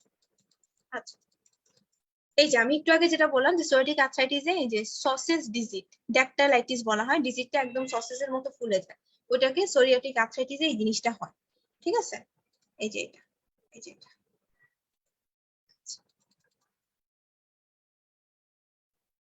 সো আরেকটা হচ্ছে স্কিন এবং হচ্ছে নেইল মিউকাস মেমব্রেন, এই ছকটাও খুব ইম্পর্টেন্ট। এই ছকটা থেকে সবই পড়বেন, বাট বেশি পড়বেন রেনক্স ফেনোমেনা কিসে কিসে কিসে থাকে, সিস্টেমিক স্ক্লেরোসিস, অ্যান্টিফসফোলিপিড, এসিডি, খুব ইম্পর্টেন্ট, খুব ইম্পর্টেন্ট। আরেকবার আসছিল আরেকটা যে অ্যাথেরোস্ক্লেরোসিসে রেনক্স ফেনোমেনা পজিটিভ, মানে রেনক্স ফেনোমেনা হ্যাঁ পজিটিভ প্রেজেন্ট থাকে। তো ওইটার একটা অপশন দেখে মনে হচ্ছে আল্লাহ, অ্যাথেরোস্ক্লেরোসিস আবার রেনল্ডস ফেনোমেনা কিভাবে মানে প্রেজেন্ট থাকে বা থাকে আসলে। তারপর হচ্ছে যাদের সার্ভাইকাল রিপ থাকে তাদেরও অনেক সময় রেনল্ডস ফেনোমেনা থাকে। তো এগুলা কিছু জিনিস, কয়েকটা জিনিস একটু মনে রাখতে লিখে রাখতে পারেন, আমার পরে আবার লিখে আছে, আমি আপনাদের সময় থাকলে দেখাবো অবশ্যই। আর এগুলো মনে রাখবেন, লাইক ফটোসেন্সিটিভিটি, আমরা জানি ফটোসেন্সিটিভিটি র্যাশ হয়, ইটস ভেরি ইম্পর্টেন্ট। লাইক এই যে উভেটিস দেখেন, বেচেস ডিজিজে হয়, কনজাংটিভাইটিস যেটা কনজাংটিভাইটিস এটা রিঅ্যাক্টিভ আর্থ্রাইটিসে হয়। সো এগুলো একটু মনে রাখেন, এগুলো আসলে মুখস্থ করা জিনিস, তো এগুলো একদম টানা মুখস্থ করা জিনিস, মানে বারবার পড়তে পড়তে দেখবেন যে পেরে গেছেন, মনেও বুঝবেন না যে কবে পারবেন কখন পারবেন, আসলে এরকম একটা জিনিস আসলে। এখান থেকে তেমন কিছু লাগবে না। আচ্ছা, এখন আছে আমাদের একটা টপিক যে ব্যাক পেইন। ব্যাক পেইন খুব ইম্পর্টেন্ট। ব্যাক পেইন আমাদের বেশিরভাগ মানুষেরই কিন্তু ব্যাক পেইন থাকে, তাই না? আমরা যখন বসে পড়ি বা যারা হচ্ছে অফিস ওয়ার্ক করে, বসে বসে ল্যাপটপে কাজ করে, তাদের সবারই ব্যাক পেইন থাকে। সো এইটাও বলছে যে গ্লোবালি 9% মানুষের লো ব্যাক পেইন থাকে, ঠিক আছে? এবং এই মেকানিক্যাল ব্যাক পেইন হচ্ছে মোস্ট কমন, এবং এটা 20 থেকে 55 বছরের ভিতরে হয়, ঠিক আছে? মেকানিক্যাল ব্যাক পেইনটা যদি 55 বছরের উপরে হয়, সেটা কিন্তু মেকানিক্যাল ব্যাক পেইন না, সেটা একটা রেড ফ্ল্যাগ সাইন। আমি সেটা একটু পরে বলতেছি। এবং ব্যাক পেইনে আপনার অ্যাক্টিভিটি করলে ব্যাক পেইনটা বাড়ে, বাট রেস্ট নিলে চলে যায়, এবং এটা লাম্বার এবং স্যাক্রাল রিজিয়নে বেশি হয়। আপনার যদি লাম্বার এবং স্যাক্রাল রিজিয়নে এবং বাটক এবং থাইতে, এবং এটা কখনো নিচে যায় না, যদি যায় সেটাতে প্রবলেম আছে, নার্ভ রুটের লেশন আছে। আচ্ছা, এবং এটা মোস্টলি দেখা যায় 30% মানুষের এমনি দেখা যায়, মানে 30% মানুষ এমনি বেটার হয়ে যায়, বাট 90% মানুষের দেখা যায় 6 সপ্তাহ টাইম লাগে। আর হ্যাঁ, এইটাই আর কি। এবং যাদের অ্যাংজাইটি, ডিপ্রেশন, মানে মেন্টাল যাদের প্রবলেম আছে, সাইকোলজিক্যাল যাদের প্রবলেম আছে, তাদের অনেক সময় ব্যাক পেইনটা অনেক বেশি হয়। যখন আপনি স্ট্রেসে থাকবেন, পরীক্ষার সময় কিন্তু ব্যাক পেইন হয়, আমার হয় আর কি। আমার সার্ভাইকাল স্পন্ডালাইটিসও আছে। সো আমি এক্সামের সময় আমার অনেক স্ট্রেস থাকে, সো তখন আমার সবকিছু ব্যথা হয়। সো যাই হোক, আর এরপরে হচ্ছে causes of the low back pain, এগুলো এই টেবিলটাও ইম্পর্টেন্ট। এই দুটো জিনিসই পড়বেন এইখানে না। আমি একটু আগে যে ওই যে প্যারাতে যা যা বললাম সেটাই, বাট রেড ফ্ল্যাগ সাইন এটা খুব ইম্পর্টেন্ট। এটা যদি আপনারা আলাদাভাবে লিখে নেন, যে রেড ফ্ল্যাগ সাইন এবং মেকানিক্যাল ব্যাক পেইন, এই যে দেখেন, মেকানিক্যাল ব্যাক পেইন এবং রেড ফ্ল্যাগ সাইন, যে মেকানিক্যাল ব্যাক পেইন মানে 20 থেকে 55 বছরের মধ্যে, রেড ফ্ল্যাগ সাইন মানে 20 বছরের নিচে যদি হয়, সেটা মেকানিক্যাল ব্যাক পেইন না, মানে নর্মাল ব্যাক পেইন না, সেখানে কোনো প্রবলেম আছে। মেকানিক্যাল ব্যাক পেইন যেটা, সেটা সাডেন এবং রিকারেন্ট হয়। আর হচ্ছে এটা রেস্টে রিলিভড হয়, বাট রেফ্লাক্সাইন কখনো রিলিভড হয় না। এটা হচ্ছে রেফ্লাক্সাইন যেটা, সেটা থোরাসিক পেইন হয়, এটা লাম্বো স্যাক্রাল রিজনে হয়, আমি একটু আগে বললাম। এবং মেকানিক্যাল ব্যাক পেইনে কোনো নার্ভ রিলেশন থাকে না। রেফ্লাক্সাইনে অনেক কিছু সিস্টেমিক ডিজিজ অ্যাসোসিয়েটেড থাকলে রেফ্লাক্সাইন থাকতে পারে, টিবি, এইচআইভি এগুলা থাকলে। আর হচ্ছে এখানে যেটা বলছে যে এক্সামিনেশনে কি কি সাডেন অ্যানেস্থেসিয়া, প্রোগ্রেসিভ, এগুলো একটু পড়বেন। টেবিল কোনোটাই বাদ দেওয়া যাবে না, টেবিল সব 5 স্টার, ঠিক আছে? টেবিল সব 5 স্টার। টেবিল মানে টেবিল আপনার পড়তেই হবে, অনেকবার করে পড়তে হবে এবং মুখস্থ করে ফেলতে হবে। এখান থেকে যেটা কর্ডাইটেনা সিনড্রোম, এখানে যেমন মিকচুরেশন ডিফিকাল্টি হয়, তারপরে হচ্ছে ফিটাল ইনকন্টিনেন্স হয়, দেন হচ্ছে স্যাডেল অ্যানেস্থেসিয়া, পেইন, নামনেস, এগুলো থাকে। সো খুব ইম্পর্টেন্ট। এখান থেকে তেমন কিছুই লাগে না, টেবিল গুলো পড়তে পারেন। এই টেবিলটা না কখনো আসে নাই কখনো, বাট এখানে আসতে পারে। লাইক হচ্ছে শোল্ডারের অ্যাবডাকশন, তারপরে এক্সটার্নাল রোটেশন, ইন্টারনাল রোটেশন, এগুলো কারা করে, এগুলো আসতে পারে, আসার মতো প্রশ্ন, বাট আসে নাই কখনো আর কি। আর হচ্ছে এইটা যেটা এলবো পেন, এটা আসে কিন্তু, যে ল্যাটারাল হিউমেরাল এপিকন্ডাইলাইটিসের আরেকটা নাম বলে টেনিস এলবো। টেনিস এলবো বলা হয়। আর মিডিয়াল যেটা, সেটাকে বলা হয় golfer elbow. So lateral humeral epicondylitis যেটা, সেটা ল্যাটারাল এপিকন্ডাইসে হয়, এবং হচ্ছে এক্সটেন্সর ফোরাম, যেটা এক্সটেন্সর ফোরাম, সেই এক্সটেন্সর ফোরামে হচ্ছে সেটা রেডিয়েশন হয়। এবং আমরা যখন এক্সটেনশন করব, পেইনটা তখনই হবে। অ্যাক্টিভ রিস্ট যখন আমরা এক্সটেনশন করব, তখনই আমাদের ব্যথাটা হবে।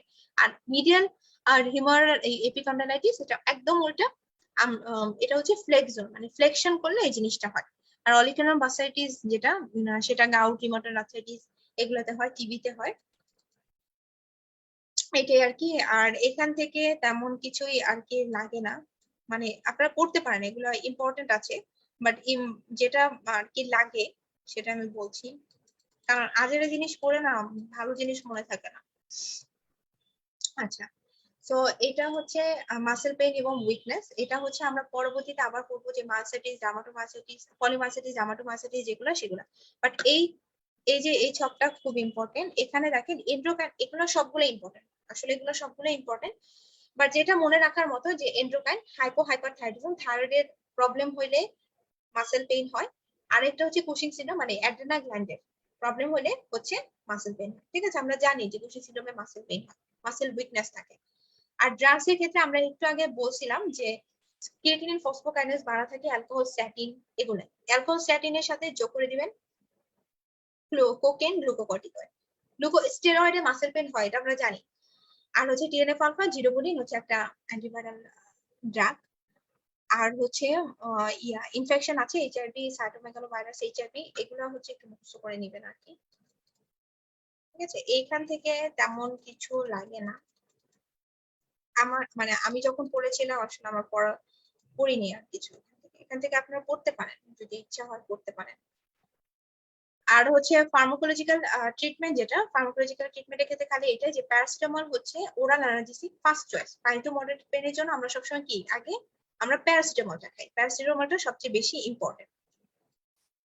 আচ্ছা, এই এই এই তিনটা বক্সে খুব ইম্পর্টেন্ট, জানেন এই তিনটা বক্স, যেমন হচ্ছে কক্স ওয়ান ইনহিবিটর, আর কক্স টু ইনহিবিটর।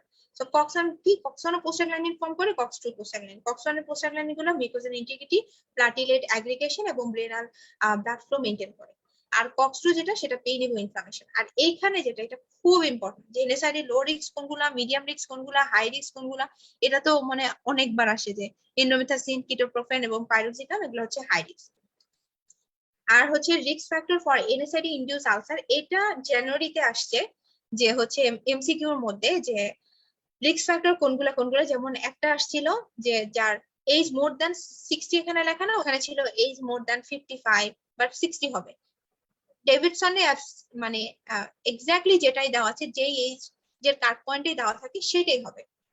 সো এটা 60 বেশি, এটা খুব ইম্পর্টেন্ট। এই যে পেপটিক আলসারের এই অপশনটা ছিল, হাই রিস্ক এনএসআইডি যারা খায় তারা রিস্ক ফ্যাক্টর এনএসআইডি ইনডিউস আলসারের জন্য। এইটাও খুব ইম্পর্টেন্ট, একসাথে 2-3টা এনএসআইডি দেওয়া যাবে না। যাদের ভাস্কুলার ডিজিজ আছে তাদের এনএসআইডি দেওয়া যাবে না। আর হচ্ছে লোয়েস্ট ডোজ থেকে এনএসআইডি শুরু করতে হবে।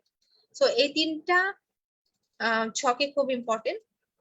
এখন আমরা আসি যে ডিজিজ মডিফাইং যে অ্যান্টিরিউমেটিক ড্রাগ গুলা, আমরা এখানে যদি পড়ে যাই তাহলে আমরা যখন রিউমেটয়েড আর্থ্রাইটিস যখন পড়বো তখন আর আমাদের নতুন করে কিছু পড়া লাগবে না। সো এখান থেকে মিথোট্রিক্সের যেটা, সেটা হচ্ছে ডিজিজ মডিফাইং অ্যান্টিরিউমেটিক ড্রাগের একটা কোর ড্রাগ হচ্ছে মিথোট্রিক্স। মিথোট্রিক্স জুভেনাইল ইডিওপ্যাথিক আর্থ্রাইটিসেও কাজ করে এবং সোরিয়াটিক আর্থ্রাইটিসেও কাজ করে। এটা কি করে, ফলিক অ্যাসিড রিডাকটেসকে ইনহিবিট করে। ফলিক অ্যাসিডের কাজ কি জানেন, সেটা হচ্ছে টেট্রাহাইড্রোফলেট ফর্ম করে, যেটা ডিএনএ ফর্মেশনে লাগে। সো ফলিক অ্যাসিড রিডাকটেস যখন ফর্ম করতে দেয় না, তখন কি হয়, টেট্রাহাইড্রোফলেটও ফর্ম করা হয় না, ডিএনএ ফর্মেশন হয় না। সো এইভাবে আর কি মিথোট্রিক্সেটটা কাজ করে। এবং মিথোট্রিক্সেটের যে কাজটা, মিথোট্রিক্সেট আমাদের মনে রাখতে হবে যে মিথোট্রিক্সেটটা আমরা একজন মানুষকে, যাদের রিউমেটিক ডিজিজ আছে, রিউমেটয়েড আর্থ্রাইটিস আছে, তাদের ধরেন আমরা মিথোট্রিক্সেটটা দিলাম। মিথোট্রিক্সেটটা দেওয়ার পরে আমাদের 3 সপ্তাহ অপেক্ষা করতে হবে যে মিথোট্রিক্সেটটা কাজ করছে নাকি। যদি কাজ না করে তাহলে তখন বন্ধ করে দিতে হবে মিথোট্রিক্সেট 3 মাসের পরে। মিথোট্রিক্সেটের কিছু ইয়ে আছে, আমরা এমটিএক্স বলা হয়। তো যে দেখেন প্রথমেই আছে যে এমটিএক্স দিয়ে মনে রাখতে পারি, লাইক হচ্ছে মিউকোসাইটিস, তারপরে হচ্ছে এটা টেরিটোজেনিসিটি। যারা মিথোট্রিক্সেট যেসব মহিলারা খায়, তারা কনসিভ করা 3 মাস আগে থেকে মিথোট্রিক্সেটটা বন্ধ করে দিতে হবে। ঠিক আছে, এটা একটা 3 মাস আছে। আরেকটা আছে লেফটেনোমাইড, ওটা হচ্ছে 2 বছর আগে থেকে বন্ধ করে দিতে হবে, ওইটা আমি একটু পরে বলছি। সো আর এখানে নশিয়া, ভমিটিং, ম্যালাইস এগুলো তো হবেই। আর এটা সালফোনামাইডের সাথে ইন্টারঅ্যাকশন করে, ঠিক আছে, পালমোনারি টক্সিসিটি করে, ইন্টারস্টিশিয়াল ডিজিজ গুলো করে। সালফাসালাজাইন যেটা নরসিয়া এবং গ্যাসজিআরটি, এই ছক থেকে কিচ্ছু করা লাগবে না। লেফটেনোমাইড এবং সাইক্লোস্পোরিনে বিপি বাড়ায়। সো আমাদের বিপি, এই দুটা জিনিসের বিপি খালি মনিটর করা লাগে, আর কোনো ড্রাগ দেওয়ার আগে বিপি মনিটর করার দরকার নাই। ঠিক আছে, ডিজিজ মডিফাইং ড্রাগের ক্ষেত্রে। আচ্ছা, এখানে যেমন এই যে সালফাসালাজাইন হচ্ছে, এটা 4 থেকে 8 সপ্তাহ লাগে ইয়া করতে, এবং অরেঞ্জ স্টেইনিং হয় ইউরিন এবং কন্টাক্ট লেন্সে। এখানে হচ্ছে অরেঞ্জ কালারেশন, আমরা আরেকটাও জানি যে নর্মাল একটা ড্রাগ, এগুলা ড্রাগ দেওয়ার আগে পেশেন্টকে অবশ্যই বলে নিতে হবে যে আপনার কিন্তু প্রস্রাবের কালার, এবং হচ্ছে আপনি যদি কন্টাক্ট লেন্স পরেন সেক্ষেত্রে কিন্তু সেটার কালার অনেক সময় অরেঞ্জ কালার হয়ে যেতে পারে। যেমন রিফাম্পিসিন, অ্যান্টি-টিবি ড্রাগ রিফাম্পিসিন দেওয়ার আগেও আমাদের এটা বলতে হয়, কারণ হচ্ছে অনেক পেশেন্টরা অনেক সময় ভয় পেয়ে যায় যে আল্লাহ কালার, মানে ইউরিনের কালার কেন অরেঞ্জ হয়ে গেল, এটা ভয়েরই ব্যাপার। কিন্তু এটা বলে দিলে যে এটা নর্মাল, এটা কোনো প্রবলেম নয়। আচ্ছা, হাইড্রোক্সিক্লোরোকুইন যেটা, সেটা রিউমাটয়েড আর্থ্রাইটিস অ্যাসিডের জন্য লাগে, অকুলার টক্সিসিটি করে। লেফটেনোমাইড যেটা, সেটা 2 বছর আগে প্রেগন্যান্সির যদি কেউ প্ল্যান করে 2 বছর আগে তাকে বন্ধ করে দিতে হবে। অ্যাজাথিওপ্রিন থেকে মনে রাখতে হবে, অ্যাজাথিওপ্রিন এবং অ্যালোপ্রিনল যদি আপনি একসাথে দেন, অ্যালোপ্রিনল হচ্ছে একটা গাউটের প্রোফাইলিসিস হিসেবে ব্যবহার করা হয়, একটার ক্ষেত্রে আরো অনেক ক্ষেত্রে ব্যবহার করা হয়, বাট গাউটের প্রোফাইলিসিস এই চ্যাপ্টারে আছে, এই জন্য বললাম। সো সেই ক্ষেত্রে দেখা যায় অ্যাজাথিওপ্রিন যখন আপনি দিবেন 75% ডোজটা রিডাকশন করে দিবেন। ধরেন 100 মিলিগ্রাম দিতেন, এখন আপনি 25 মিলিগ্রাম দিতে হবে, কারণ এটা ইলোপিরানল ইনহিবিট করে ওই অ্যাজাথ্রিওপ্রিনের ক্যাটাবলিজমকে। আর হচ্ছে অ্যাপ্রিলিমাস সোরিয়াটিক আর্থ্রাইটিসে ব্যবহার করা হয়। আর জ্যানোস জ্যাক ইনহিবিটর বলা হয়, জ্যাক ইনহিবিটর টোফাসিটিনিব এবং হচ্ছে ব্যারেসিটিনিব। এই দুইটার নাম মনে রাখতে পারলেও অনেক, এখান থেকে আর তেমন কিছু লাগে না। এই এই এই ইয়াটা খুব ইম্পর্টেন্ট। এটা খালি কি কি লাগে যে এটা নার্সে এটা নার্সে হচ্ছে ইনফ্লেক্স যেমন কেমন আসে যে TNF antibody, TNF alpha antibody কোনগুলা কোনগুলা, ইনফ্লেক্সিমাব, অ্যাদালিমুমাব, সার্টুলিজুমাব, গলিমুমাব এগুলা। আর হচ্ছে যেমন হচ্ছে এটা অনেক জায়গায় আছে রিতুক্সিমাব। আপনি যদি বিতুক্সিমাব মনে করে পড়েন যে বিতুক্সিমাব মানে হচ্ছে বিডি, বিতুক্সিমাব বিডি, বিডি মানে হচ্ছে বিডি 20, বিডি 20 না অ্যাকচুয়ালি CD20 অ্যান্টিবডির এগেইনস্টে মানে রিতুক্সিমাব না বলে বিতুক্সিমাব যদি বলেন তাহলে সুবিধা হয়। টোকুলিজুমাব যখন করোনায় কিন্তু টোকুলিজুমাবটা ব্যবহার করা হয় এখনো, এটা ইন্টারলিউকিন 6 ব্লকার রিসেপ্টরকে ব্লকার করে। আর হচ্ছে এই যে উস্তিকিনোমাব আর হচ্ছে সিকিউকিনোমাব, এটা যেটা এই দুইটা জিনিস সোরিয়াটিক আর্থ্রাইটিস, সোরিয়াসিস এগুলোতে ব্যবহার করা হয়। আর কেনাকি মোমাব যেটা, এটা দেখেন এখানে আমি লাগাইছি যে জুভেনাইল ইডিওপ্যাথিক আর্থ্রাইটিস, দেন হচ্ছে adult onset still disease, familiar fever syndrome এগুলাতে ব্যবহার করা হয়। সো এখন আমরা যেটা বলবো অস্টিওআর্থ্রাইটিস। অস্টিওআর্থ্রাইটিস হচ্ছে একটা কমন, যদি বলা হয় যে most common form of the arthritis কোনটা, এটা এসবি আসতে পারে। জানুয়ারিতে একটা আসছিল প্রশ্ন, খুবই হাস্যকর দুইটা প্রশ্ন আসছিল যে অস্টিওআর্থ্রাইটিস কিসের ডিজিজ, রিউমাটয়েড আর্থ্রাইটিস কিসের ডিজিজ। লাইক অস্টিওআর্থ্রাইটিস হচ্ছে কার্টিলেজের ডিজিজ, ওখানে ছিল কার্টিলেজ, সানিবেল মেমব্রেন, সানিবেল ফ্লুইড, এগুলো কি কি আরো দুইটা কি জানে ছিল। আর হচ্ছে রিউমাটয়েড আর্থ্রাইটিস হচ্ছে সানোভাল মেমব্রেনের ডিজিজ। সো ওখানে ছিল, কারণ একই অপশন গুলো ছিল, দুইটা পরপর প্রশ্ন ছিল যে অস্টিওআর্থ্রাইটিস কিসের ডিজিজ, এটা হচ্ছে অ্যাকচুয়ালি কার্টিলেজের ডিজিজ। আর হচ্ছে রিউমাটয়েড আর্থ্রাইটিস কিসের ডিজিজ, এটা হচ্ছে সানোভাল মেমব্রেনের ডিজিজ। অস্টিওআর্থ্রাইটিস হচ্ছে মানুষের নিতে যেটা 45% এফেক্টেড করে, আর হিপে হচ্ছে 25%। এই ছকটা খুব ইম্পর্টেন্ট, আমি সবই বললাম, সব ছকগুলো আমি বলতেছি না, ছকে অনেক ইম্পর্টেন্ট। এখানে একটা জিনিস খুব ইম্পর্টেন্ট যে অ্যারোমাটেজ ইনহিবিটর, ঠিক আছে, এই জিনিসটা দিয়ে আসে, কোশ্চেন আসে। তারপর হচ্ছে এই যে মেনিসেক্টমি, লিগামেন্ট রাপচার এবং হচ্ছে প্যাগেজ ডিজিজ, এই তিনটা জিনিসও খুবই আসে, অনেক আসে। যখন মানে কোশ্চেন আপনারা যখন যত বেশি পরীক্ষা দিবেন, মানে এফসিপিএস না এমনি কোচিং এও যখন অনেক বেশি পরীক্ষা দিবেন তখন এই কোশ্চেন গুলো পাবেন। এখান থেকে না আসলে তেমন কিছুই লাগে না, এটা লাগে অবভিয়াসলি, বক্স তো লাগবেই, ইনসিডিয়াস অনসেট হবে over month or years, and হচ্ছে ভ্যারিয়েবল এন্ড ইন্টারমিডিয়েট নেচার, এগুলো লাগে। আর হচ্ছে এই জিনিসটা আপনার, এটা খুব ইম্পর্টেন্ট একটা বক্স, ঠিক আছে, 5 স্টার একটা বক্স। এটা আপনারা মনে রাখতে পারেন কিভাবে, এইটা দিয়ে যে জেনারেলাইজড নোডাল অস্টিওআর্থ্রাইটিস, আমি আপনাদের দেখাচ্ছি এটা আপনারা কিভাবে মনে রাখতে পারেন।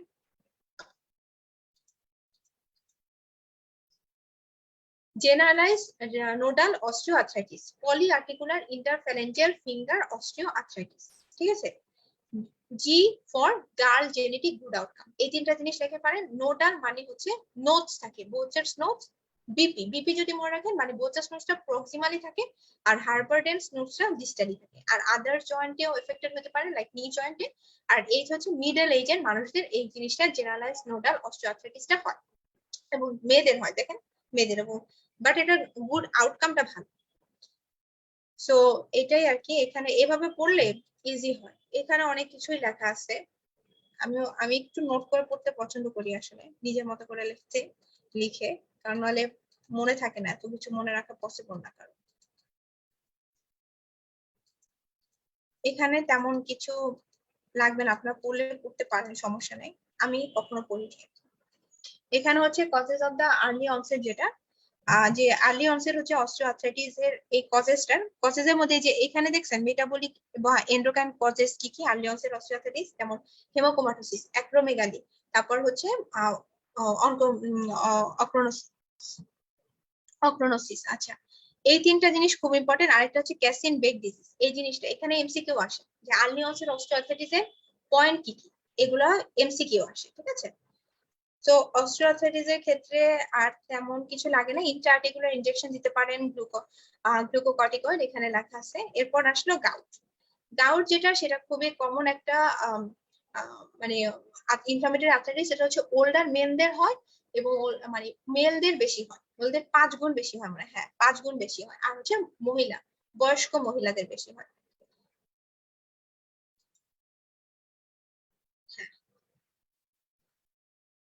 আর হচ্ছে এটা দেখেন, এটা অ্যাকিউট গাউটে কোন ক্রিস্টালটা জমা হয়, মাসুম আমরা যদি মনে রাখি, যেমন মোনোসোডিয়াম ইউরেট মোনোহাইড্রেট, মোনোসোডিয়াম মানে MSUM, মাসুম।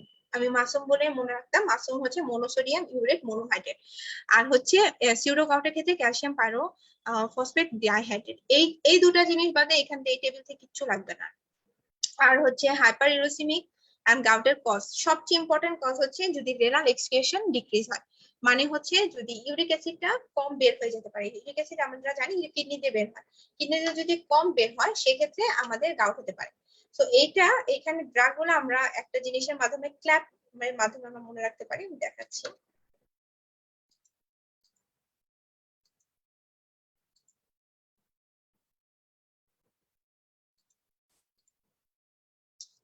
এই যে হাইপারউরেসিমিয়া, এটা হচ্ছে আমরা ক্ল্যাপের মাধ্যমে সাইক্লোস্পোরিন লেড অথবা লো ডোজ, এখানে আসে কি আসে জানেন, যে হাই ডোজ অ্যাসপিরিন।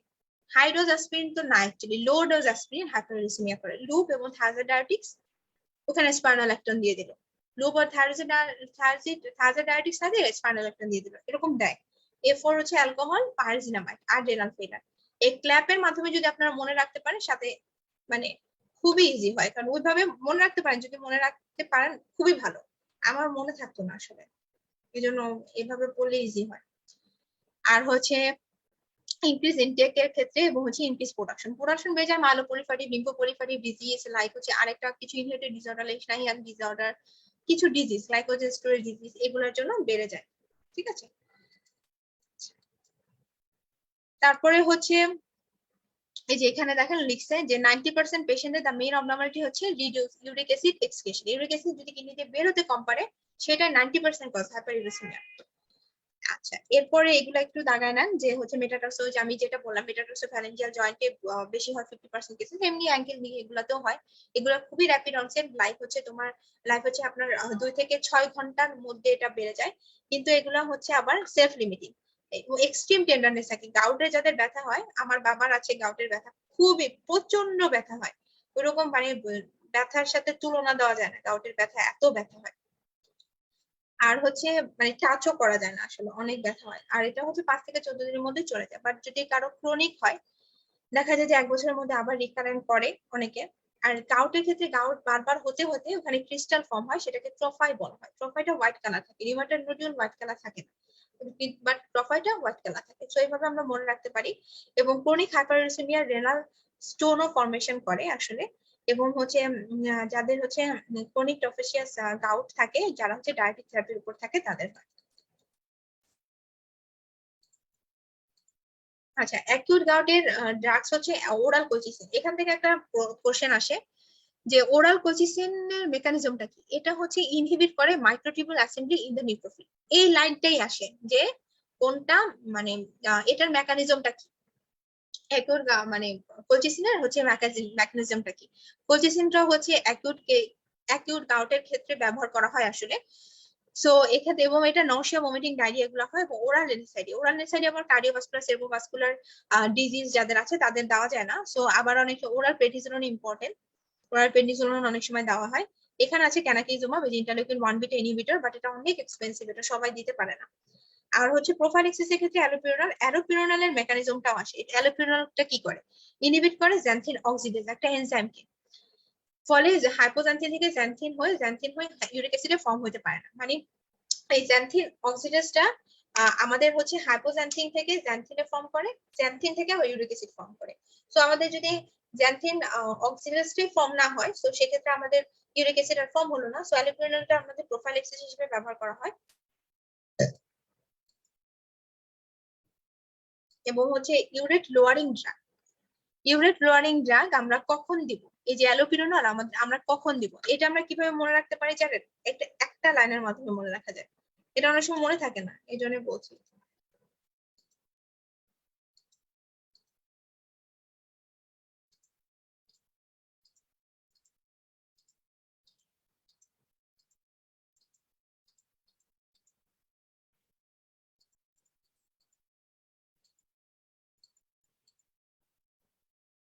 আচ্ছা ওইটা মনে হয় আমি নেইনি, আচ্ছা সমস্যা নেই, আমি বলে দিচ্ছি। এটা হচ্ছে যদি আপনারা এভাবে মনে রাখেন, বলছি না, একটা লাইনের মাধ্যমে মনে রাখা যায়, কারণ কত লাইনের মধ্যে আসলে মনে থাকে না। That's why। এখানে হচ্ছে আপনারা যদি বলেন যে রেনাল রিকারেন্ট আর রেনাল ট্রোফাই স্টোন জয়েন্ট, এই যে রিকারেন্ট, এটা রিকারেন্ট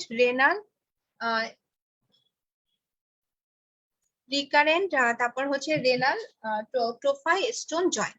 সো রিকারেন্ট মানে যদি যাদের অ্যাকুট গাউট বারবার রিকারেন্টলি অ্যাটাক হচ্ছে তাদের, দেন হচ্ছে রেনাল শব্দটা দিয়ে আমরা মনে রাখতে পারি রেনাল ইম্পারমেন্ট, দেন হচ্ছে রেনাল স্টোনের মাধ্যমে নেফ্রোলিথিয়াসিস, ট্রফাইয়ের মাধ্যমে ট্রফাই, আর হচ্ছে জয়েন্ট বোন ড্যামেজ। সো একটা লাইনের মাধ্যমে আমরা এটা মনে রাখতে পারি, ঠিক আছে। এবং তারপরে হচ্ছে ফেবুক্সেটেড, এই পরের পেজে হচ্ছে ফেবুক্সেটেড হচ্ছে অ্যালোপেনাল যারা সহ্য করতে না পারে তাদের আমরা ফেবুক্সেটেড দিতে পারি, ঠিক আছে। এবং এটা খুব ইম্পর্টেন্ট যে কন্ড্রোক্যালসিনোসিস মানে সিউডোগার্ডেরই আরেকটা নাম। আমরা জানি ক্যালসিয়াম এই যে দেখেন ক্যালসিয়াম পাইরোফসফেট ডাইহাইড্রেট, এই ক্রিস্টালটা জমা হয় সিউডোগার্ডে। সিউডোগার্ডে তিনটা জিনিসে স্ট্রাকচারাল ড্যামেজ হয় জয়েন্টে: অস্টিওআর্থ্রাইটিস, ফ্যামিলিয়াল ফ্যাক্টর এবং হেমোক্রোমাটোসিস। এই তিনটা জিনিস, এগুলো তো সবগুলো পড়বেনি, বাট হচ্ছে এই তিনটা জিনিস মনে রাখতে হবে যে অস্টিওআর্থ্রাইটিস, ফ্যামিলিয়াল ফ্যাক্টর এবং হেমোক্রোমাটোসিস, ঠিক আছে।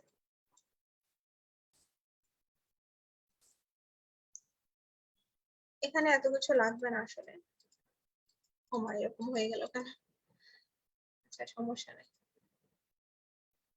ফাইব্রোমায়ালজিয়া যেটা, সেটা হচ্ছে একটা জেনারেলাইজ পেইন, একটা পেইন এবং একটা মানে এনাদের জেনারেলাইজ পেইন হয়, সব জায়গায় ব্যথা হয়।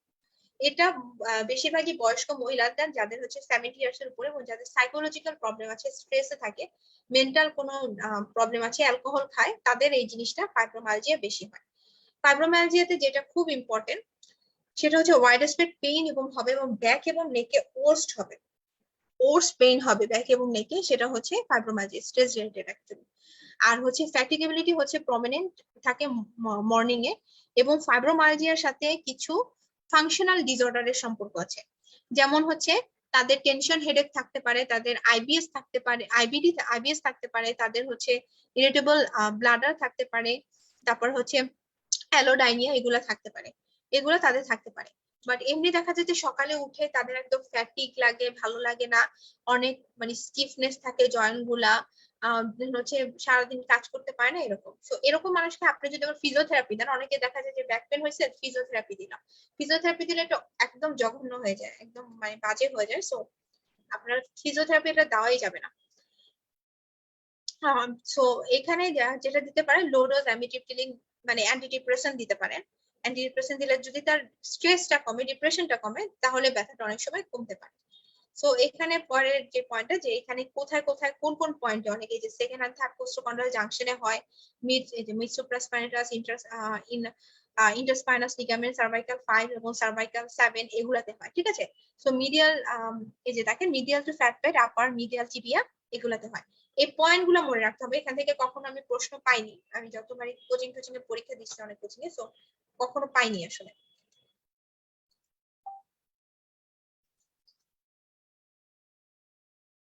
একটু এক মিনিট, সরি। সো হচ্ছে এরপরে আছে বোন এবং জয়েন্ট ইনফেকশন, লাইক হচ্ছে সেপ্টিক আর্থ্রাইটিস। এরপর আমরা সেপ্টিক আর্থ্রাইটিস হচ্ছে একটা ডিস্ট্রাকটিভ ডিজিজ, ডিস্ট্রাকটিভ একটা জয়েন্ট ডিজিজ। এই সেপ্টিক আর্থ্রাইটিস হচ্ছে হেমাটোজেনাস স্প্রেড এর মাধ্যমে যায়, এবং যাদের রিমাটয়েড আর্থ্রাইটিস আগে প্রিডিসপোজিং ফ্যাক্টর হিসেবে কাজ করে, রিমাটয়েড আর্থ্রাইটিস এবং ডায়াবেটিস, এবং যারা সাইটোটক্সিক ড্রাগ খায় তাদের ক্ষেত্রে সেপ্টিক আর্থ্রাইটিস বেশি হতে পারে। এক্ষেত্রে দেখা জয়েন্টটা হচ্ছে সোয়ালেন, মানে ফুলে যায়, লাল হয়ে যায়, গরম হয়ে যায়, অনেক ব্যথা থাকে আসলে। এবং সেপ্টিক আর্থ্রাইটিস যেহেতু একটা ইনফেকশন, স্টাফাইলোকক্কাস ইনফেকশনের মাধ্যমে মোস্টলি হয়। এবারে যারা ইয়াংদের অনেক সময় হচ্ছে গনোকক্কাল ইনফেকশন থেকে হয়, সেখানে ডিসিমিনেটেড গনোকক্কাল ইনফেকশন বলা হয়।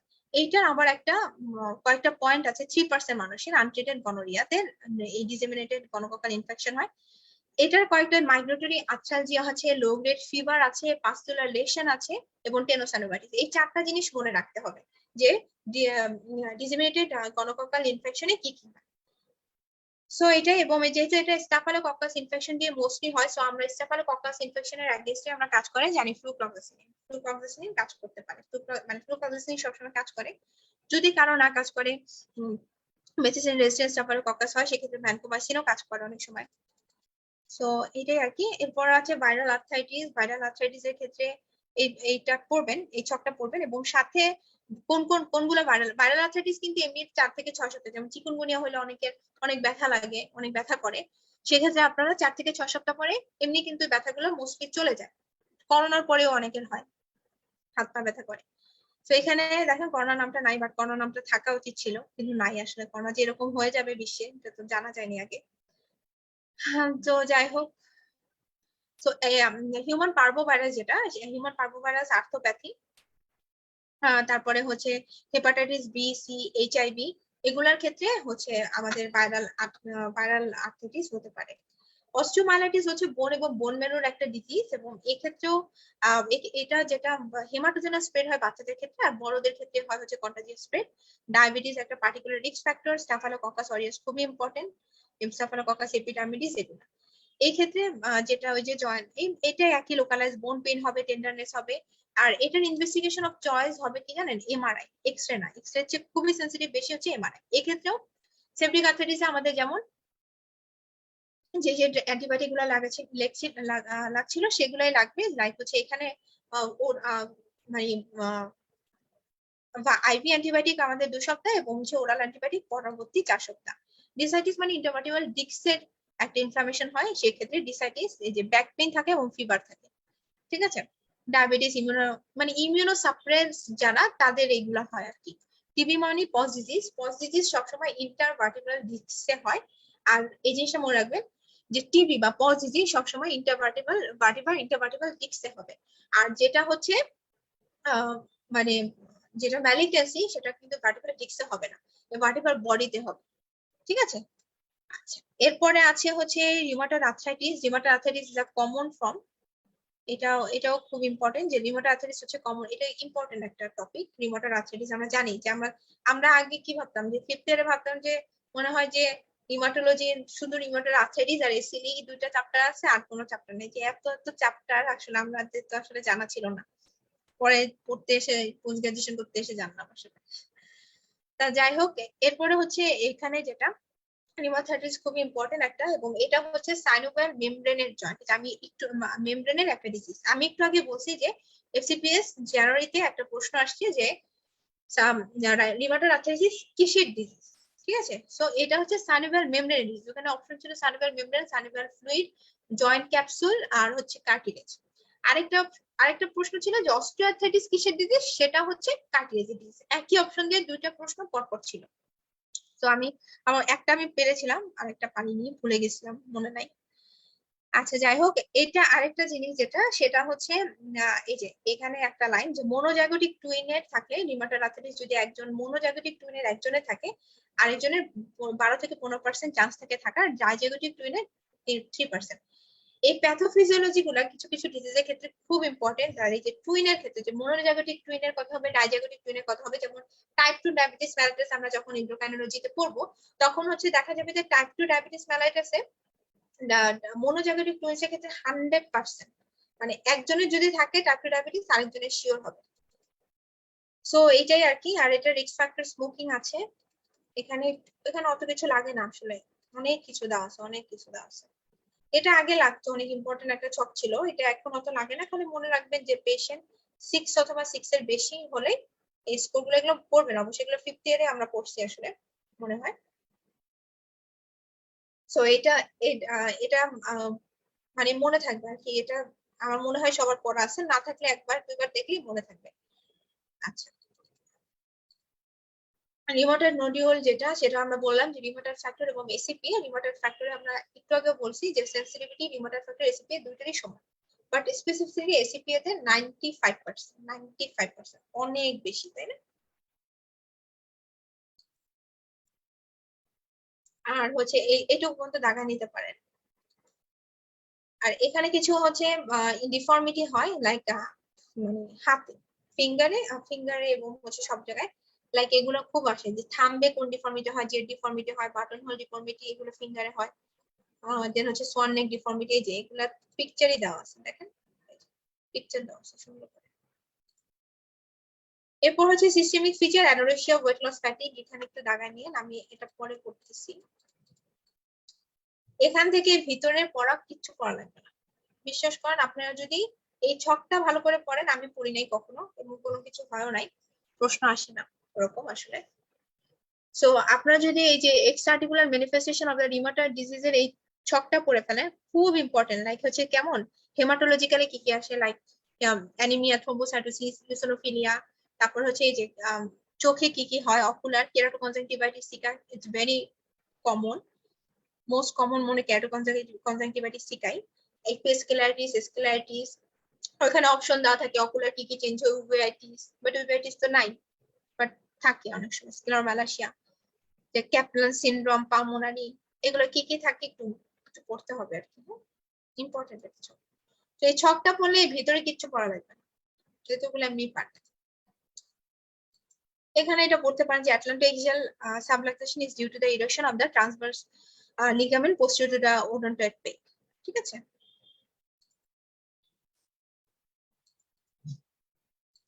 এই যে ফেলটি সিনড্রোম, যেটা রিউমাটয়েড আর্থ্রাইটিস যাদের, তাদের আবার ফেলটি সিনড্রোম হয়, সেক্ষেত্রে যারা হচ্ছে এটা আমরা আরেকভাবে মনে রাখতে পারি, এটা খুব ইম্পর্টেন্ট।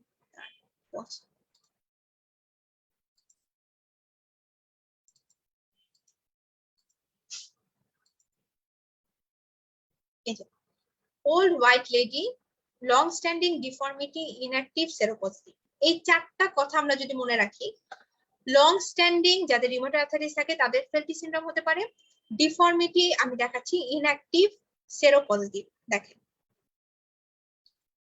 লং স্ট্যান্ডিং এই যে রিউমাটয়েড আর্থ্রাইটিস, ডিফর্মিং এই যে deformity, deforming inactive disease, seropositive for rheumatoid factor, ফিমেলদের বেশি হয়, আমরা বললাম এই যে old white female, Caucasian, Caucasian মানে ফর্সা যারা, তাদের। আর এখানে ইম্পর্টেন্ট মনে রাখার মধ্যে স্পিনোমেগালি, লিম্ফ্যাডেনোপ্যাথি, আর হচ্ছে কেরাটোকনজাংটিভাইটিস সিকা, খুব ইম্পর্টেন্ট। আর হচ্ছে এখানে দেখেন ল্যাবরেটরি ফাইন্ডিংসে normochromic normocytic anaemia, anaemia, neutropenia, thrombocytopenia, কি প্যানসাইটোপেনিয়ার ফিচারটা পাওয়া যায়, তাই না? প্যানসাইটোপেনিয়ার একটা ইম্পর্টেন্ট, প্যানসাইটোপেনিয়া আমরা যখন আবার পড়বো হেমাটোলজিতে, প্যানসাইটোপেনিয়ার একটা ছক আছে, সেখানে আমাদের দেখা যাবে যে প্যানসাইটোপেনিয়ার মধ্যে ফেলটি সিনড্রোম এটা আছে, দেখে নিতে পারেন আপনারা। এবং এই যে এই ছকটার মধ্যে, এই ছকটাও সব করতে হবে যে ডায়াগনোসিস এস্টাবলিশ করে। এইখানে একটা প্রশ্ন আসছিল যে ডায়াগনোসিস এস্টাবলিশ করতে এবং হচ্ছে ডিজিজ অ্যাক্টিভিটি দেখার, দুইটা দেখার জন্যই কোন দুইটা মার্কার দেখা হয়, এটা কি জানেন? ইএসআর আর সিআরপি। ইএসআর সিআরপি এখানেও আছে এন্ড ইএসআর সিআরপি এখানেও আছে। সো এটা খুবই ইম্পর্টেন্ট যে ইএসআর সিআরপি ডিজিজ ডায়াগনোসিসের জন্য লাগে, আবার ডিজিজের অ্যাক্টিভিটিটা দেখার জন্য আমরা ইএসআর সিআরপি করতে পারি। এবং এই যে ড্যাশ 28 হচ্ছে অ্যাসেস দ্য ডিজিজ অ্যাক্টিভিটির জন্য আমরা ড্যাশ 28 করি, ঠিক আছে। আমি এটা একটু আগে বলছি যে এসিপিআর, সেনসিটিভিটি, স্পেসিফিসিটি এগুলো বলেছি। এই ছকটা পড়তে পারেন, ট্রিটমেন্ট থেকে না খুব একটা প্রশ্ন আসে না, এই ছকটা আমি এমনি নিজে থেকে পড়েছিলাম, পড়তে পারেন। এটা যে ড্যাশ ড্যাশ হচ্ছে এই যে 5.1 হচ্ছে হাই হাই অ্যাক্টিভিটি, 2.6 থেকে 5.1 মডারেট অ্যাক্টিভিটি, 2.6 এর কম থাকলে রিমিশন। এই যে এইখানে একটা ইম্পর্টেন্ট কথা আছে, এইটা একটা ফাঁক দিয়ে একটা ভালো কথা বলা আছে, এটা হচ্ছে ম্যাটারনাল মেডিসিন যখন আপনারা পড়বেন তখন এই কথাটা খুব ইম্পর্টেন্ট যে ডিজিজ মডিফাইং ড্রাগ কোনগুলা আমরা প্রেগনেন্ট অবস্থায় ব্যবহার করতে পারবো, লাইক হচ্ছে সালফাসালাজাইন, অ্যাজাথিওপ্রিন, হাইড্রোক্সিক্লোরোকুইন। আর কোনগুলো আমরা ব্যবহার করতে পারবো না, লাইক গোল্ড, সাইক্লোফসফামাইড, মিথোট্রিক্সেন। মিথোট্রিক্সেন আমরা বলছিলাম যে আমরা 3 মাস আগে বন্ধ করে দিতে হবে। লেফ্লুনোমাইড আমরা বলছিলাম 2 বছর আগে বন্ধ করে দিতে হবে, আর সাথে সাইক্লোফসফামাইড এবং মাইক্রোফেনামাইড। সো এই দুইটা খুব ইম্পর্টেন্ট, এমনি কিন্তু পড়া লাগে না অত, প্রেগনেন্সি খুব মানে এই যে সবটাতে প্রেগনেন্সিতে কি কি কি সমস্যা সব চ্যাপ্টারই আছে, বাট যখন ম্যাটারনাল মেডিসিন পড়বেন একবারে পড়া হয়ে যাবে সব। এখন জুভেনাইল ইডিওপ্যাথিক আর্থ্রাইটিসে ইম্পর্টেন্ট, এই ছকটা ইম্পর্টেন্ট, কোনগুলো অ্যানা পজিটিভ, অ্যানা নেগেটিভ এগুলা।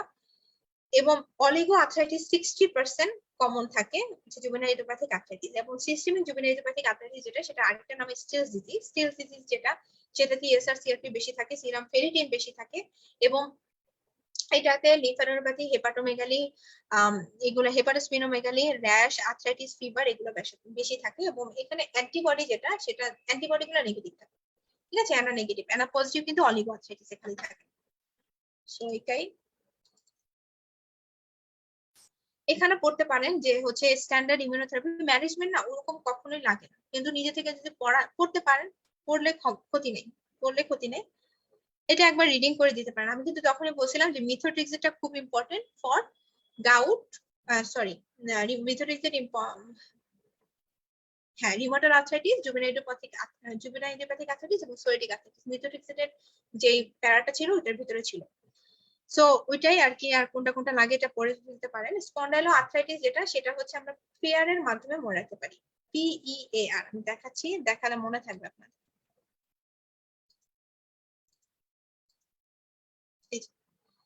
পিয়ার, পিয়ার মানে হচ্ছে সোরিয়াটিক আর্থ্রাইটিস, ই ফর হচ্ছে এন্টারোপ্যাথিক আইবিডি রিলেটেড, এবং হচ্ছে এ ফর অ্যানকাইলোজিং স্পন্ডাইলাইটিস অথবা অ্যাক্সিয়াল স্পন্ডাইলাইটিস, আর হচ্ছে রিঅ্যাক্টিভ আর্থ্রাইটিস। পিয়ার করে মনে রাখতে পারেন যে কোনগুলো সেরোনেগেটিভ আর্থ্রাইটিস। আচ্ছা, এটা হচ্ছে স্পন্ডাইলো আর্থোপ্যাথি, মানে হচ্ছে এক্সিয়াল স্পন্ডাইলো আর্থ্রাইটিস এবং অ্যানকাইলোজিং স্পন্ডাইলো আর্থ্রাইটিসে কি কি থাকে, like asymmetrical inflammatory oligo arthritis থাকে, তারপর হচ্ছে এনথেসাইটিস, HLA-B27 অ্যাসোসিয়েশন 95% থাকে অ্যানকাইলোজিং স্পন্ডাইলাইটিস এর ক্ষেত্রে। স্টেরাল ইউরেথ্রাইটিস, প্রস্টাটাইটিস যেমন অ্যানকাইলোজিং স্পন্ডাইলাইটিস এর ক্ষেত্রে 85% পজিটিভ থাকে। আইবিডি, অ্যাওরটিক রুট লেশন, আমি একটু পরে বলছি। এই ছকটা পড়বেন ভালো মতো, টেবিলটা, এগুলো খুব ইজি, এগুলা আসলে বলার কিছু নেই, অনেক ইজি।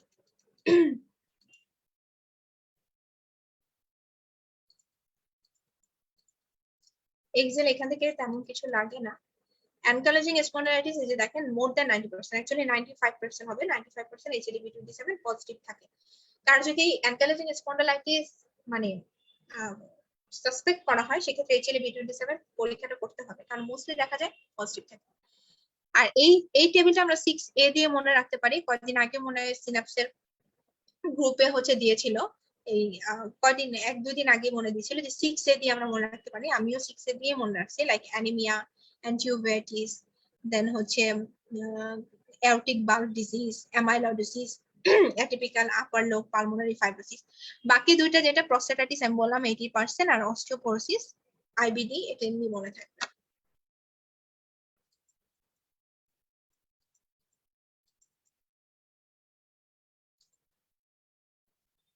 আচ্ছা, রিঅ্যাক্টিভ আর্থ্রাইটিস এর ক্ষেত্রে আমরা এভাবে মনে রাখতে পারি, SCY, মানে স্কাই বানান আমরা জানি যে SKY, বাট SKY আমরা না দিয়ে যদি SCY দিয়ে লিখি, তাহলে কিন্তু আমরা মনে রাখতে পারবো, লাইক এইভাবে, যে রিঅ্যাক্টিভ আর্থ্রাইটিস এ এই ইনফেকশন গুলো হয়, like shigella, salmonella, yersinia, chlamydia, Campylobacter.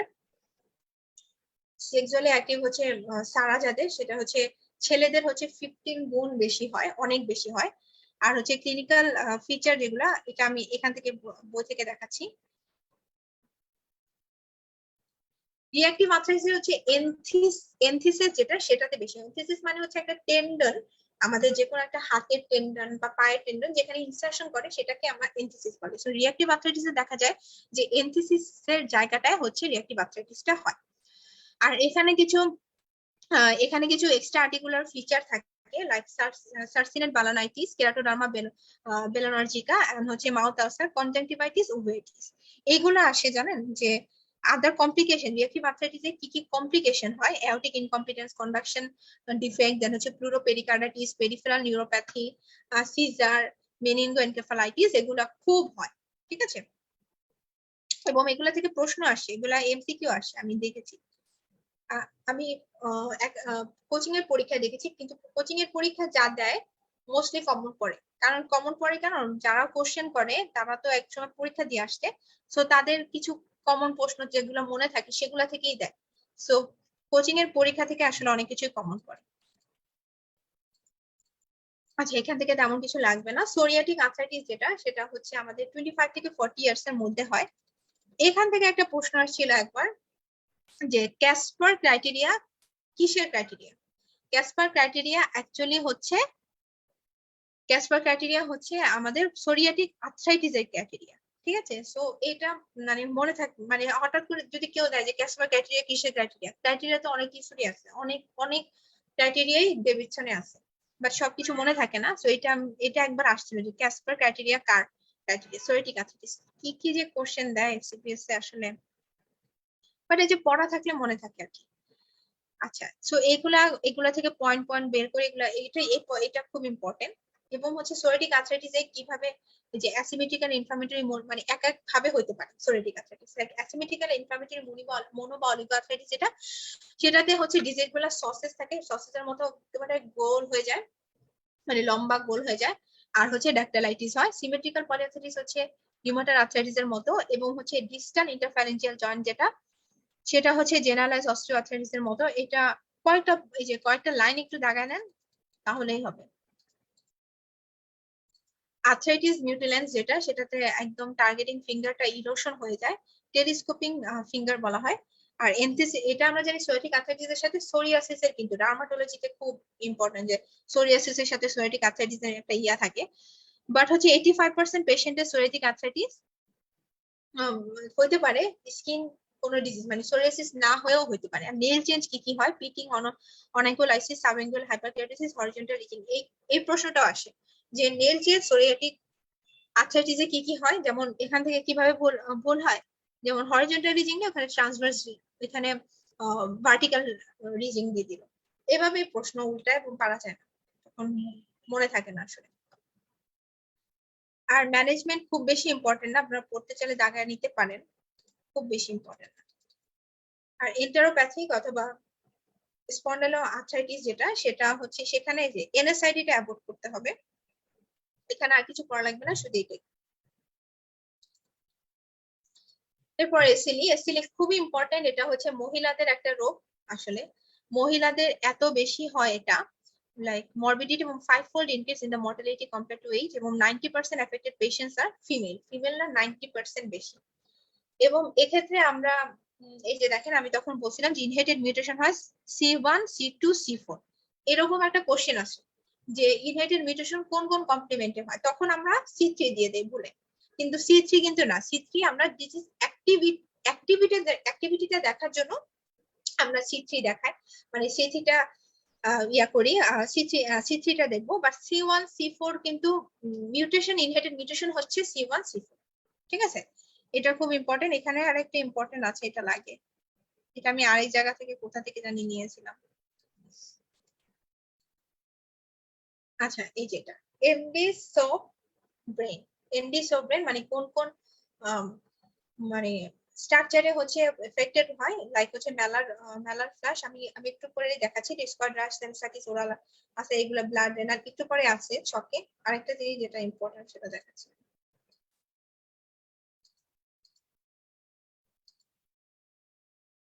এই যে এইটা ইম্পর্টেন্ট, এটাতে কিন্তু এখানে নাই, ডেভিডসনে এইখানে নাই।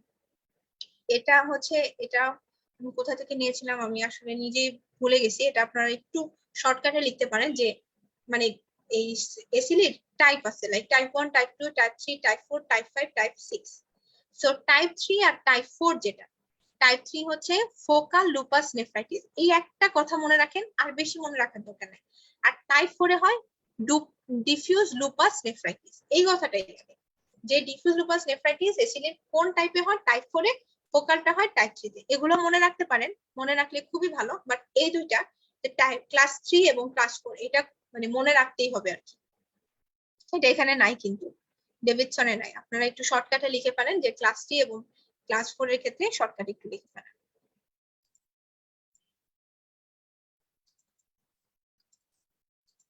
সো এখানে যেমন এই যে আমি যেটা বললাম যে আর্থ্রাইটিস হয়, এখানে আর্থ্রাইটিসটা খুবই ইম্পর্টেন্ট। আর্থ্রাইটিস 90% মানুষের দেখা যায়, এখানে এসিলি মানুষদের আর্থ্রাইটিস থাকে, মহিলাদের মোস্টলি হয়। তো এবং আরেকটা জ্যাকোয়ার্ড আর্থ্রোপ্যাথি কোথায় হয়, এটা আসে জ্যাকোয়ার্ড আর্থ্রোপ্যাথি হয় হচ্ছে এসিলিতে। এখানে মানে টেন্ডন ড্যামেজ হয়, বা জয়েন্ট ইরোশনটা কিন্তু হয় না। আর রেনল্ডস ফেনোমেনা কোথায় কোথায় হয়, রেনল্ডস ফেনোমেনা সবচেয়ে স্পেসিফিক হচ্ছে সিস্টেমিক স্ক্লেরোসিস, এ বাদেও কিন্তু এসিলিতে থাকে, ঠিক আছে। এবং হচ্ছে এখানে কি হয়, আমরা যদি অপথ্যালমোস্কোপ দিয়ে এই যে টিপ গুলো দেখি, টিপ গুলো অপথ্যালমোস্কোপ দিলে দেখলে ক্যাপিলারি নেল ফোর্ট হচ্ছে দেখা যায় যে লুপস গুলা যেগুলো আছে সেগুলো হচ্ছে লস হয়। সো এইটাই আর কি ফল আউট হয় এবং dilation of the branching of the loops হয়। আর স্কিনে যেটা ইম্পর্টেন্ট যে আমরা ক্লাসিক্যাল যে ফেশিয়াল র্যাশটা হয় সেটা তো খুবই ইম্পর্টেন্ট যে চিকসে হয়, বাট ন্যাজোল্যাবিয়াল ফোল্ড যেটা আমাদের যে এই জায়গাটায় হবে না, শুধু এই জায়গাটায় হবে। আর এটা হচ্ছে ডিসকর্ড র্যাশ, এখানে হচ্ছে যে স্কেয়ারিং অ্যালোপেশিয়া হবে, হাইপার কেরাটোসিস হবে। কিডনিতে রেনাল ইনভলভমেন্টের ক্ষেত্রে ডিটারমিনেশন অফ দ্য প্রগনোসিস, এখানে ইম্পর্টেন্ট হচ্ছে হ্যামি হেমাচুরিয়া এবং প্রোটিনুরিয়া। কার্ডিওভাস্কুলার সবচেয়ে ইম্পর্টেন্ট হচ্ছে পেরিকার্ডাইটিস, মোস্ট কমন। আর এন্ডোকার্ডাইটিস হয়, সেটার নাম মিম্বাল স্যাক এন্ডোকার্ডাইটিস। আর লাংসে হবে হচ্ছে মোস্ট ফ্রিকোয়েন্টলি ম্যানিফেস্টেশন প্লুরিটিক পেইন এবং আদার ফিচার, এখানে একটু দাগা নিতে পারেন। আর নিউরোলজিক্যাল হচ্ছে ফ্যাটিক, হেডেক, পোরিয়া, পোর কনসেন্ট্রেশন। আর হেমাটোলজিক্যাল হচ্ছে নিউট্রোপেনিয়া, লিম্ফোসাইটোপেনিয়া এন্ড হচ্ছে থ্রম্বোসাইটোপেনিয়া। আর জিআইটি তে হচ্ছে মাউথ আলসার হবে, পেডিয়াট্রিক ডিজিজের রেনাল ডিজিজ এবং কানেক্টিভ টিস্যু কিউটেনিয়াস ম্যানিফেস্টেশন মানে স্কিনের ডিজিজ গুলা বাচ্চাদের বেশি হবে বড়দের কম্পেয়ারমেন্টে। বড়দের কম্পারিজনে এটা বেশি হবে বাচ্চাদের, রেনাল ডিজিজ এবং হচ্ছে কিউটেনিয়াস ম্যানিফেস্টেশন। আর পেশেন্ট উইথ হচ্ছে অ্যাক্টিভ এসিডি যেটা ইজ পজিটিভ ফর অ্যানা আমরা বলেছি, বাট অ্যানার স্পেসিফিসিটি কম, স্পেসিফিসিটি আবার অ্যান্টিডিএস জিএন এর বেশি, এখানে ওরকম ভাবে লেখা নাই, বাট অ্যান্টিডিএস জিএন এর বেশি। আর সি3 যেটা সেটা লো লেভেল থাকে, কারণ অ্যাক্টিভ ডিজিজে কনজাকশন হয় ইমিউন, এই যে in some people C3 এবং C4 may be result of the inherited complement deficiency C1 C2 C4 এবং predisposed to the ACV.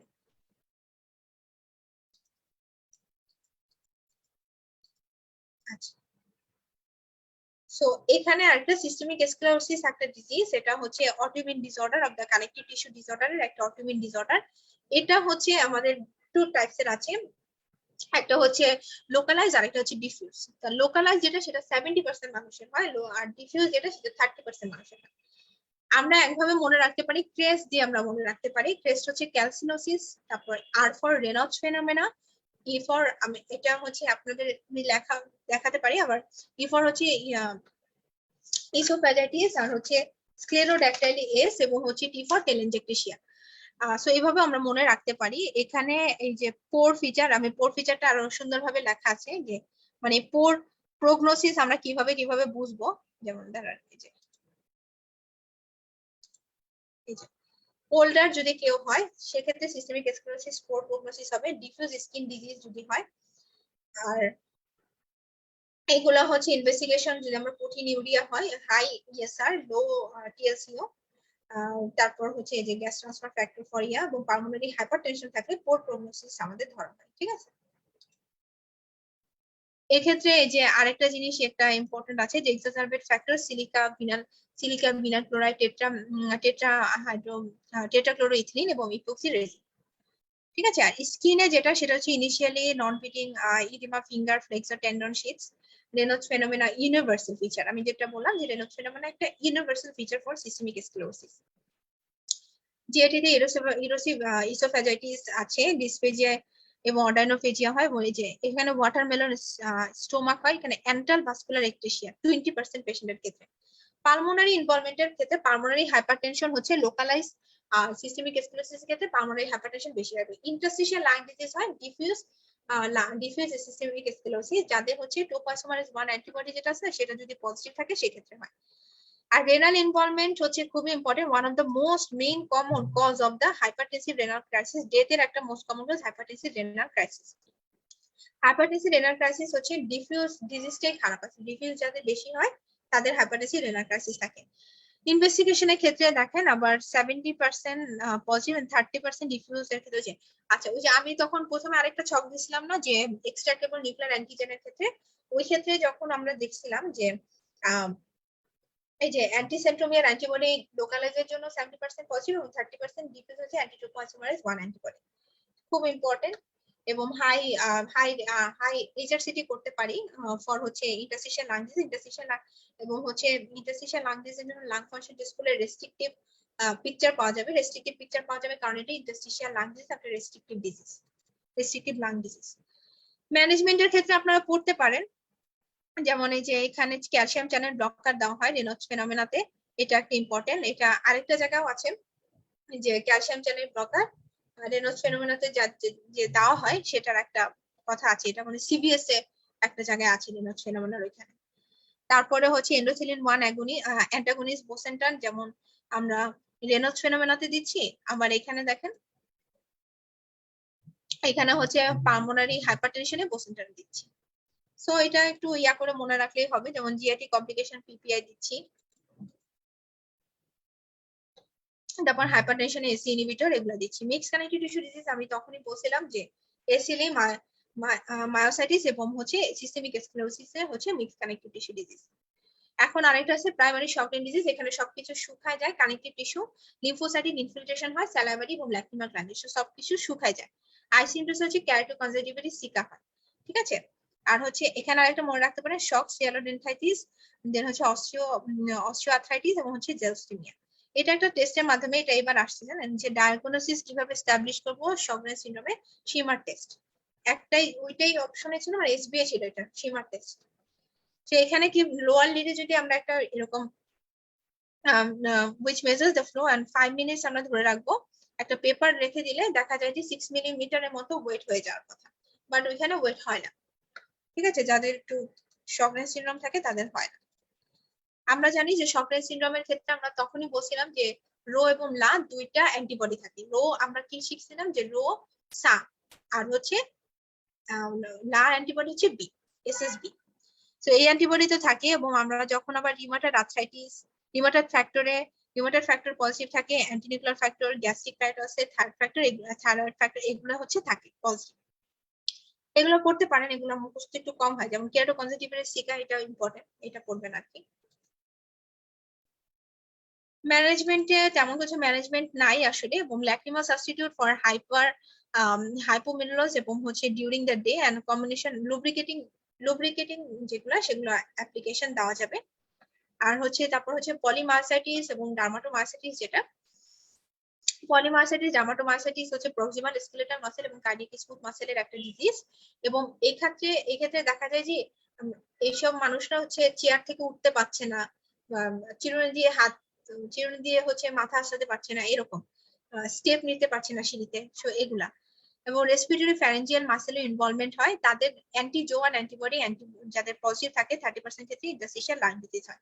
আর ডার্মাটোমার্সাইটিসের ক্ষেত্রে দেখা যায় যে গট্রন্স প্যাপুল থাকে, মানে স্কিনে কিছু লেশন থাকে, গট্রন্স প্যাপুল থাকে, এটা হচ্ছে ভায়োলেশিয়াস কালার, এটা আসে অনেক সময়, হেলিওট্রপ র্যাশ থাকে, এটা হচ্ছে ডার্মাটোমার্সাইটিস।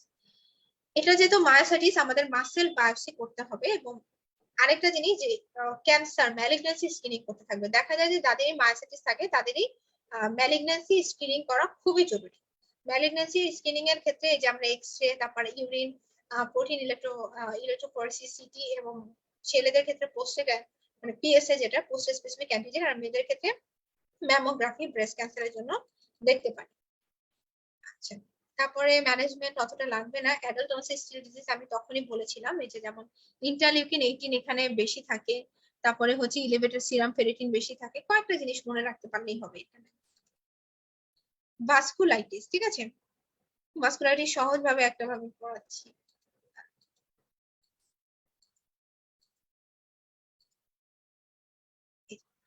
ভাস্কুলাইটিস হচ্ছে তিনটা ভেসেলস আমাদের বডিতে আছে, like large vessels, medium size vessels, small vessels. Large vessels এর টাকা হচ্ছে আর্টাইটিস এবং জানসেন আর্টাইটিস অথবা টেম্পোরাল আর্টাইটিস, আর মিডিয়াম ভেসেলস গুলাতে হয় হচ্ছে পলিআর্টাইটিস নোডুসা, কাওয়াসাকি ডিজিজ। স্মলে হয় আনকা পজিটিভ। আনকা পজিটিভ হচ্ছে দুইটা আনকা, সি আনকা, পি আনকা। সি আনকার ক্ষেত্রে হচ্ছে অ্যান্টিপ্রোটিয়াস অ্যান্টিবডি থাকে, আর পি আনকার ক্ষেত্রে মাইলোপারঅক্সিডেজ থাকে। আর সি আনকার ক্ষেত্রে থাকে সি আনকার ডিজিজটা হচ্ছে ওয়েগনাস গ্যানোমাটোসিস, আর পি আনকার ডিজিজটা হচ্ছে মাইক্রোস্কোপিক কলেজের চার্লস সিনড্রোম। তো আমাদের অনেক সময় মনে হতে পারে যে সি আনকা মনে হয় চার্লস সিনড্রোম, যেহেতু সি ফর সি হতে পারে, কিন্তু অ্যাকচুয়ালি না, সি আনকা জন্য ওয়েগনার্স, আর পি আনকার জন্য হচ্ছে চার্লস সিনড্রোম। সো এই জিনিসগুলো একটু যদি মনে রাখা যায়, যে মানে কিভাবে পড়তে হবে, মানে এটা খুব সহজ করে দেয় আসলে পড়াটা। এখানে এই গানে এই কথাটাই আছে, এই যে খুব ইম্পর্টেন্ট এগুলা, যে হেমোপটাইসিস, কফ, দেন হচ্ছে লিবিডো রেটিকুলারিস হয়, এগুলো ক্লিনিক্যাল ফিচার। সিস্টেমিক ভাস্কুলাইটিস যে কোনো large vessels, medium size, small size, সব ভেসেলস এর ক্ষেত্রে। আর হচ্ছে টাকাইসো আর্টাইটিস, দেখাচ্ছি। টাকাইসো আর্টাইটিস এ তেমন কিছু না, পালসটা এটা হচ্ছে একটা লার্জ ভেসেল ডিজিজ। আমরা জানি এই যে লার্জ ভেসেলস কেমন, পালমোনারি আর্টারি একটা বড় ভেসেলস, সো এটা ডিজিজ টাকাইসো আর্টাইটিস। এখানে হচ্ছে ভেসেল ওয়ালে গ্যানুলোমাটাস ডিপোজিশন হয়, ইনফ্লামেশন হয়।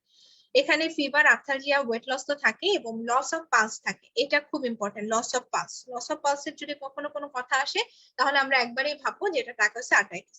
ড্রাগ হচ্ছে high dose glucocorticoid, mostly vasculitis ডিজিজের ক্ষেত্রে treatment high dose glucocorticoid. Kawasaki ডিজিজের ক্ষেত্রে এখানে আমি আমার ইন্টার্নশিপে একটা পাইছিলাম পিডিতে কাওয়াসাকি ডিজিজ অ্যাকচুয়ালি হচ্ছে মিডিয়াম সাইজ ভেসেলস এর ডিজিজ। এক্ষেত্রে পেশেন্টের হচ্ছে 5টা জিনিস থাকে, ফিভার থাকে মোর দ্যান হচ্ছে 5 ডেজ, এবং হচ্ছে সার্ভাইকাল লিম্ফ্যাডেনোপ্যাথি থাকে, আর পামাসোলার র্যাশ থাকে, এবং স্ট্রবেরি টাং থাকে।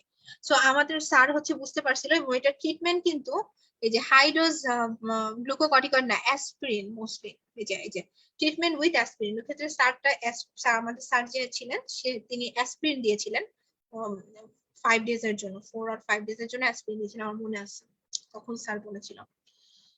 যাই হোক, তারপর হচ্ছে প্যান পলিআর্টাইটিস নোডুসা, এইটা মনে রাখবো। আর কিছু মনে না থাকলে পলিআর্টাইটিস নোডুসা আমরা, এটাও মিডিয়াম সাইজ ভেসেলস এর ডিজিজ। এটা হেপাটাইটিস বি একটা risk factor, important. P K কি, পি আর বি কিন্তু একই রকম, পি আর একটা গোল দিলে বি হয়ে যায়। সো আমরা মনে রাখবো hepatitis P for B, PB মানে polyarteritis nodosa hepatitis B. Palpable purpura, ulceration, infarction, livedo reticularis, এবং এখানে এমআরআই করা হয়, এনজিওগ্রাফি এবং হাইড্রোসিনোকর্টিকয়েড।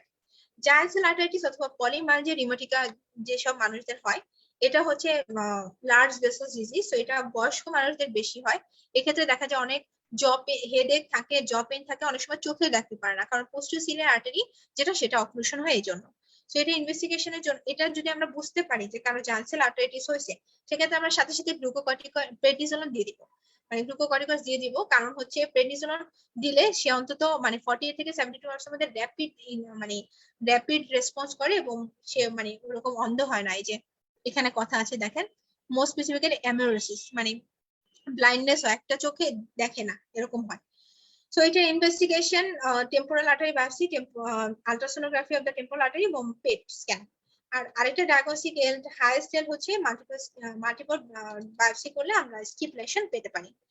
আর প্রেডনিসোলন আমি ওই যে কথাটা বললাম সেটাই। আর ক্রায়োগ্লোবুলিনেমিয়ার সেটা তেমন কিছু না, যদি কোনো মানে কোনো এসবি এর কোনো পিকচারে থাকে এরকম যে একজন মানুষের লোয়ার লেগে, এই যে লোয়ার লিম্বে হচ্ছে ভাস্কুলাইটিক র্যাশ থাকে এবং আর্থালজিয়া থাকে, আর কিছু মনে রাখা লাগবে, এবং তার হেপাটাইটিস সি ইনফেকশন আছে, এরকম কোনো কিছু যদি মানে পিকচারে দেওয়া থাকে, আমরা মোস্টলি আমরা চিন্তা করব সেটা হচ্ছে ক্রায়োগ্লোবুলিনেমিয়া ভাস্কুলাইটিস। আর বেচেস ডিজিজ এর পরে আছে, এটা হচ্ছে B51, HLA B51, যেমন HLA B27 যেটা, সেটা কিন্তু ছিল অ্যাঙ্কাইলোজিং স্পন্ডালাইটিস এর সাথে অ্যাসোসিয়েটেড, আর এখানে HLA B51। সো এখানে যেটা বেচেস ডিজিজ, এখানে হচ্ছে 12 মাসে 3 বার এটা তার হতে হবে, রিকারেন্ট আলসারেশন হতে হবে, মাইনর অ্যাপথাস এবং মেজর অ্যাপথাস অথবা হার্পিটিফর্মিস আলসারেশন। এখানে যে জেনিটাল আলসারেশন স্কিনে কি কি হয়, এখানে দেখেন আইতে অ্যান্টিওভাইটিস, পোস্টিওভাইটিস, বিটিএসএস সেলস, আর হচ্ছে এখানে প্যাথোলজি টেস্ট করা হয়, এবং এখানে colchicine can be effective for erythema nodosum and arthalgia. Behcet's disease erythema নোডোসামে অ্যাসোসিয়েটেড থাকে, এই জন্য আমরা যখন ডার্মাটোলজি পড়বো তখন আবার দেখবো। নিরাশিক পলিকন্ড্রাইটিস হচ্ছে যে আমাদের কানের যে কার্টিলেজটা থাকে, সে কার্টিলেজে ইনফ্লামেশন হয়, এবং কানেরই খালি হবে সেটা না, ট্রাকিও ব্রঙ্কিয়াল কার্টিলেজও হতে পারে। সেজন্য এখানে এই যে এখানে অনেক কথা আছে, কার্টিলেজ বায়োপসি করতে হবে এবং পালমোনারি ফাংশন টেস্ট করতে হবে, কারণ flow volume loop assess laryngo tracheal disease হয়েছে নাকি সেটা দেখার জন্য, ঠিক আছে। এরপরে অস্টিওপোরোসিস, এরপরে পড়াগুলো খুব কম, অল্প অল্প করতে হবে। অস্টিওপোরোসিস যেমন খুব কমন একটা বোন ডিজিজ, আমরা কমন একটা আর্থ্রাইটিস বলছিলাম, অস্টিওআর্থ্রাইটিস বোন ডিজিজের মধ্যে কমন অস্টিওপোরোসিস। এই যে hypogonadism, glucocorticoids, alcohol excess important predisposing factor, ঠিক আছে। এই যে রিস্ক ফ্যাক্টর ফর অস্টিওপোরোসিস খুব ইম্পর্টেন্ট। ড্রাগস গুলো আর কিছু মনে না থাকলে, এন্ডোক্রাইন আর ড্রাগস গুলো আমাদের মনে রাখতেই হবে। এন্ডোক্রাইন ডিজিজ যেমন হাইপোগোনাডিজম, একটু আগে বললাম হাইপোগোনাডিজম, গ্লুকোকর্টিকয়েডস, আর হাইপারথাইরয়েডিজম কুশিং সিনড্রোম। আর ড্রাগস এর ক্ষেত্রে গ্লুকোকর্টিকয়েড আমরা জানি, gonadotropin releasing hormone, levothyroxine over replacement, aromatase inhibitor, এগুলা ঠিক আছে। আর লাং ডিজিজ এগুলো এগুলো করবেন, কিন্তু এগুলো একটু মনে কম থাকে আসলে, এই জন্য। এই যে এখন আমরা কিন্তু বলেছিলাম যে অস্টিওপোরোসিসে আমরা বোন মিনারেল ডেনসিটি দেখি, বোন মিনারেল ডেনসিটি ডেক্সার মাধ্যমে দেখি। এখন ডেক্সা কি সবাইকে দেখতে হবে, সবাইকে পরীক্ষাটা করতে হবে না। যাদের হচ্ছে লো ট্রমা ফ্র্যাকচার, যেটা অল্প ব্যথা পেলেই যাদের ফ্র্যাকচার হয়ে যায় এবং যাদের বয়স 50-এর উপরে, সেরকম মানুষদের, বা 50-এর নিচে কিন্তু ফ্যামিলি হিস্ট্রি আছে, স্ট্রং অস্টিওপোরোসিসের হিস্ট্রি আছে, তাদের গ্লুকোকর্টিকয়েড থেরাপি যদি 7.5 এর বেশি ইউজ করা হয়, এটা অনেক ইম্পর্টেন্ট, এগুলো এমসিকিউ তে আসে।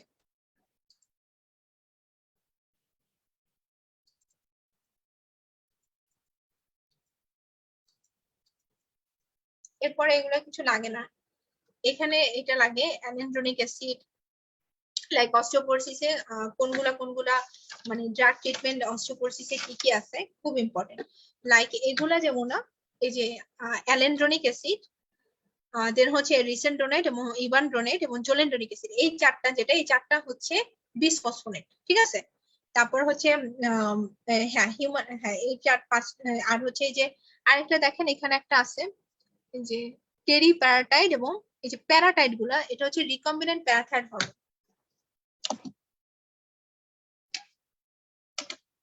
ঠিক আছে। এগুলো হচ্ছে রিকম্বিনেন্ট প্যারাথাইড হরমোন। এই দুটা, এগুলো মনে রাখলে হবে যে কি কি ব্যবহার করা হয়, এগুলো থেকে খুব যে ইম্পর্টেন্ট এরকম কিছু না, বাট এইটা খুব ইম্পর্টেন্ট।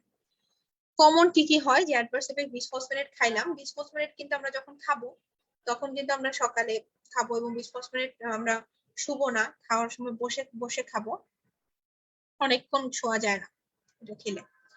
সো কারণ জিআই ইনটলারেন্স অনেক বেশি, ঠিক আছে, অ্যাট্রিয়াল ফিব্রিলেশন এগুলো হয়।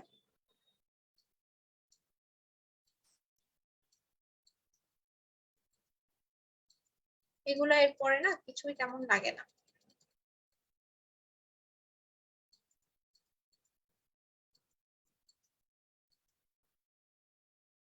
আচ্ছা, এগুলো আমি এতক্ষণ পর্যন্ত যা মানে টানলাম, এগুলো আমি একটা শর্টকাটে একটা এভাবে মানে এভাবে দেখলে আপনারা সুবিধা বুঝে দেখেন।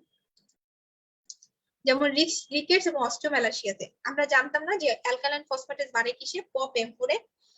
পপ এম4 মানে হাইপারপ্যারাথাইরয়েডিজম, অস্টিওম্যালাসিয়া অথবা মানে ভিটামিন ডি কম, অথবা অস্টিওম্যালাসিয়া অথবা রিকেটস। তারপর হচ্ছে প্যাগেস ডিজিজ, এম4 হচ্ছে মেটাস্টেসিস, মাল্টিপল মাইলোমা, তারপর হচ্ছে হাইপোম্যাগনেসিয়ামিয়া, এগুলাতে অ্যালকালাইন ফসফেটেস বাড়ে। এখন এই যে দেখেন, তাহলে রিকেটস এবং অস্টিওম্যালাসিয়াতে কি অ্যালকালাইন ফসফেটেসটা বাড়বে, এটা তো আমরা তখন ওই নিউমোনিক থেকে মনে রাখতে পারবো। এবং এখানে যেটা হয়, প্যারাথাইরয়েড হরমোন যেটা, সেটাও বেড়ে যায়, ঠিক আছে। প্যারাথাইরয়েড হরমোনটা রিকেটস এবং অস্টিওম্যালাসিয়াতে বেড়ে যায়, ঠিক আছে, হাইপারপ্যারাথাইরয়েডিজম থাকে। আর ভিটামিন ডি রেজিস্ট্যান্ট রিকেটস যেটা, সেটা টাইপ 1 একটা আছে এনজাইম ডিফেক্ট, আর একটা আছে রিসেপ্টর মিউটেশন। টাইপ 1 যেটা, সে টাইপ 1 এবং টাইপ টাইপ 1 এও অ্যালকালাইন, আমরা জানি ভিটামিন রিকেটস মানে অ্যালকালাইন ফসফেটেস বাড়বে, টাইপ 1 এ বাড়বে, টাইপ 2 বাড়বে। এখন 25 হাইড্রোক্সি ভিটামিন ডি যেটা, সেটা নরমাল থাকবে টাইপ 1 এর ক্ষেত্রে, বাট হচ্ছে টাইপ 2 এর ক্ষেত্রেও এটা নরমাল থাকবে, বাট টাইপ 1 এর ক্ষেত্রে 125 হাইড্রোক্সি ভিটামিন ডি যেটা, সেটা লো থাকবে, আর এই ক্ষেত্রে বেড়ে যাবে। প্যারাথাইরয়েড হরমোন বেড়ে যাবে দুইটার ক্ষেত্রে, প্যারাথাইরয়েড হরমোন সবটার ক্ষেত্রেই বাড়ছে তাহলে। আর হেরিডিটারি হাইপোফসফেটেমিক রিকেটস এর ক্ষেত্রে FG23টা খালি বাড়বে, আর কিচ্ছু মনে রাখা লাগবে না, সবকিছু নরমাল থাকবে। প্যাগেজ ডিজিজে শুধু অ্যালকালাইন ফসফেটেসটা অনেক বেশি বেড়ে যাবে। তো আমি এগুলা টানলাম, এখান থেকে যদি শর্টকাটে এইভাবে পড়েন, এত কিছু না পড়া লাগে না, এখান থেকে ওরকম কিছু আসে না। এই শর্টকাটে একটা ছক করে নিলেই আপনারা পড়তে পারবেন। এই লাইভটা অবশ্যই থেকে যাবে, যদি আপনাদের লাগে কারো তখন পজ করে আপনারা দেখতে পারবেন। আচ্ছা, প্যাগেজ ডিজিজের ক্ষেত্রে এখানে একটু লাগে যে, যেমন প্যাগেজ ডিজিজে কিন্তু ডিফনেস থাকে, প্যাগেজ ডিজিজ যেটা, সেখানে বোন এক্সপ্যানশন হয় এবং কমন সাইড থাকে pelvis, femur, tibia, lumber spine, এগুলা, ঠিক আছে। এবং এখানে দেখেন অস্টিওসার্কোমা একটা আনইউজুয়াল বাট হচ্ছে সিরিয়াস কমপ্লিকেশন, আর হচ্ছে এখানে ক্রেনিয়াল নার্ভ 8 হচ্ছে একটা ডিফেক্ট হয়, এই জন্য ডিফনেস হয়, ঠিক আছে। আর ইনভেস্টিগেশনে অ্যালকালাইন ফসফেটের আইসোলেটেড ভাবে অনেক বেশি বেড়ে যায়।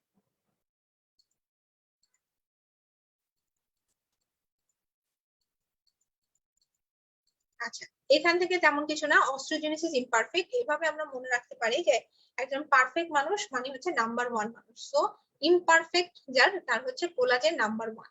এই যে দেখেন কোলাজেন 1 কোলাজেন 8, ঠিক আছে, এইভাবে আমরা মনে রাখতে পারি। এবং অস্ট্রোজেনেসিস ইমপারফেক্টটা যেটা O1, টাইপ 2 যেটা সেটা অনেক বেশি মাল্টিপল ফ্র্যাকচার এবং ইনফ্যান্সিতে লিথাল হয়, এবং চাইল্ডহুডে টাইপ 3 এবং টাইপ 4 লিথাল হয়।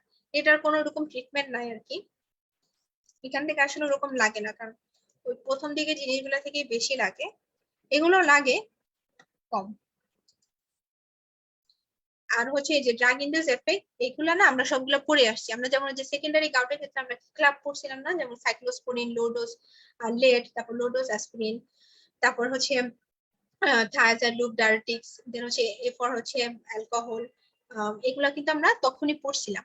সো এগুলো আমরা যখন যে চ্যাপ্টার ওয়াইজ পড়ছি তখন এমনি পারি। যেমন এই যে আমি lupus, drug induce lupus syndrome যেটা, এই যে প্রোকেনামাইড, হাইড্রোলাজিন, আইসোনিয়াজিড, ক্লোরপ্রোমাজিন, এগুলো এগুলো আমরা পড়বো, মানে এগুলো আমরা পড়বো। এগুলো আমরা এখানে না পড়লেও কোন এক জায়গায় পড়বো, এখানে এখানে শুধু করে লেখা আছে, এখানে পড়েন ভালো হবে। আর মায়োসাইটিস, মায়োপ্যাথি এগুলো খুব আওলায় যায়। গ্লুকোকর্টিকয়েড দেখেন মায়োজিও করে, মায়োপ্যাথিও করে। এই যে মায়োসাইটিস এবং মায়াস্থেনিয়া, মায়াস্থেনিয়া যখন পড়বেন নার্ভাস সিস্টেমে তখন দেখবেন পেনিসিলামাইন, মায়াস্থেনিয়া, মায়াস্থেনিয়াকে এক্সাজারবেট করে পেনিসিলামাইন, কুইনোলন্স, তারপর অ্যামাইনোগ্লাইকোসাইডস লাইক জেন্টামাইসিন এগুলো করে অনেক।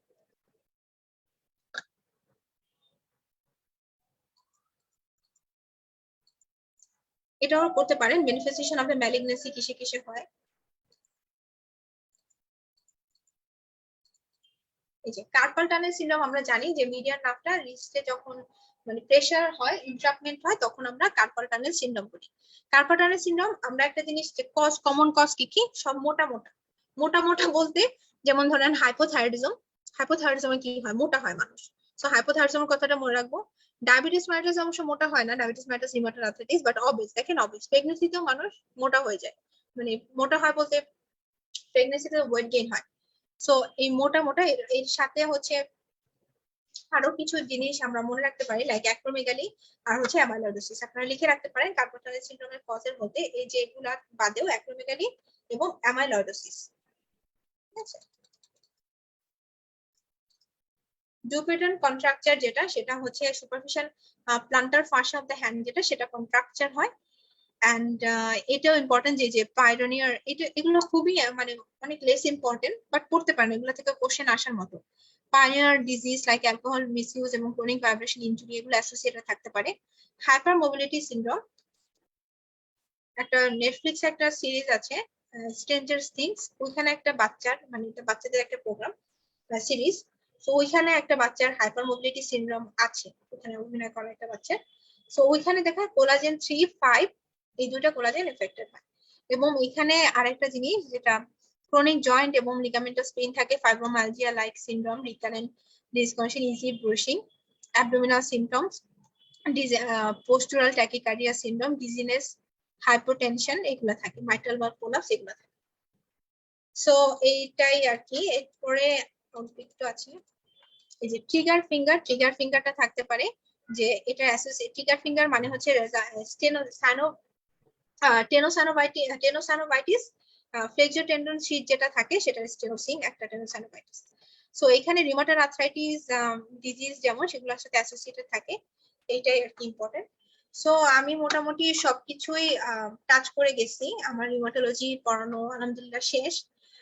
এর বাইরে আমি যা যা দাগাই দিলাম এবং আমি যা যা আপনাদের বললাম এর বাইরে রিউমাটোলজি খুবই কম আসে, বাট আপনারা যদি এসবিএ পারতে চান একদম ভালো মতো, তাহলে আপনারা পাস মেডিসিনের রিউমাটোলজি পার্টটা যদি হচ্ছে ভালো করে মানে পাস মেডিসিনের রিউমাটোলজির পার্টটা প্র্যাকটিস করেন দুইবার, একবার করলেও হয়, দুইবার করলে অনেক ভালো, তাহলে দেখবেন যে পেরে যাবেন।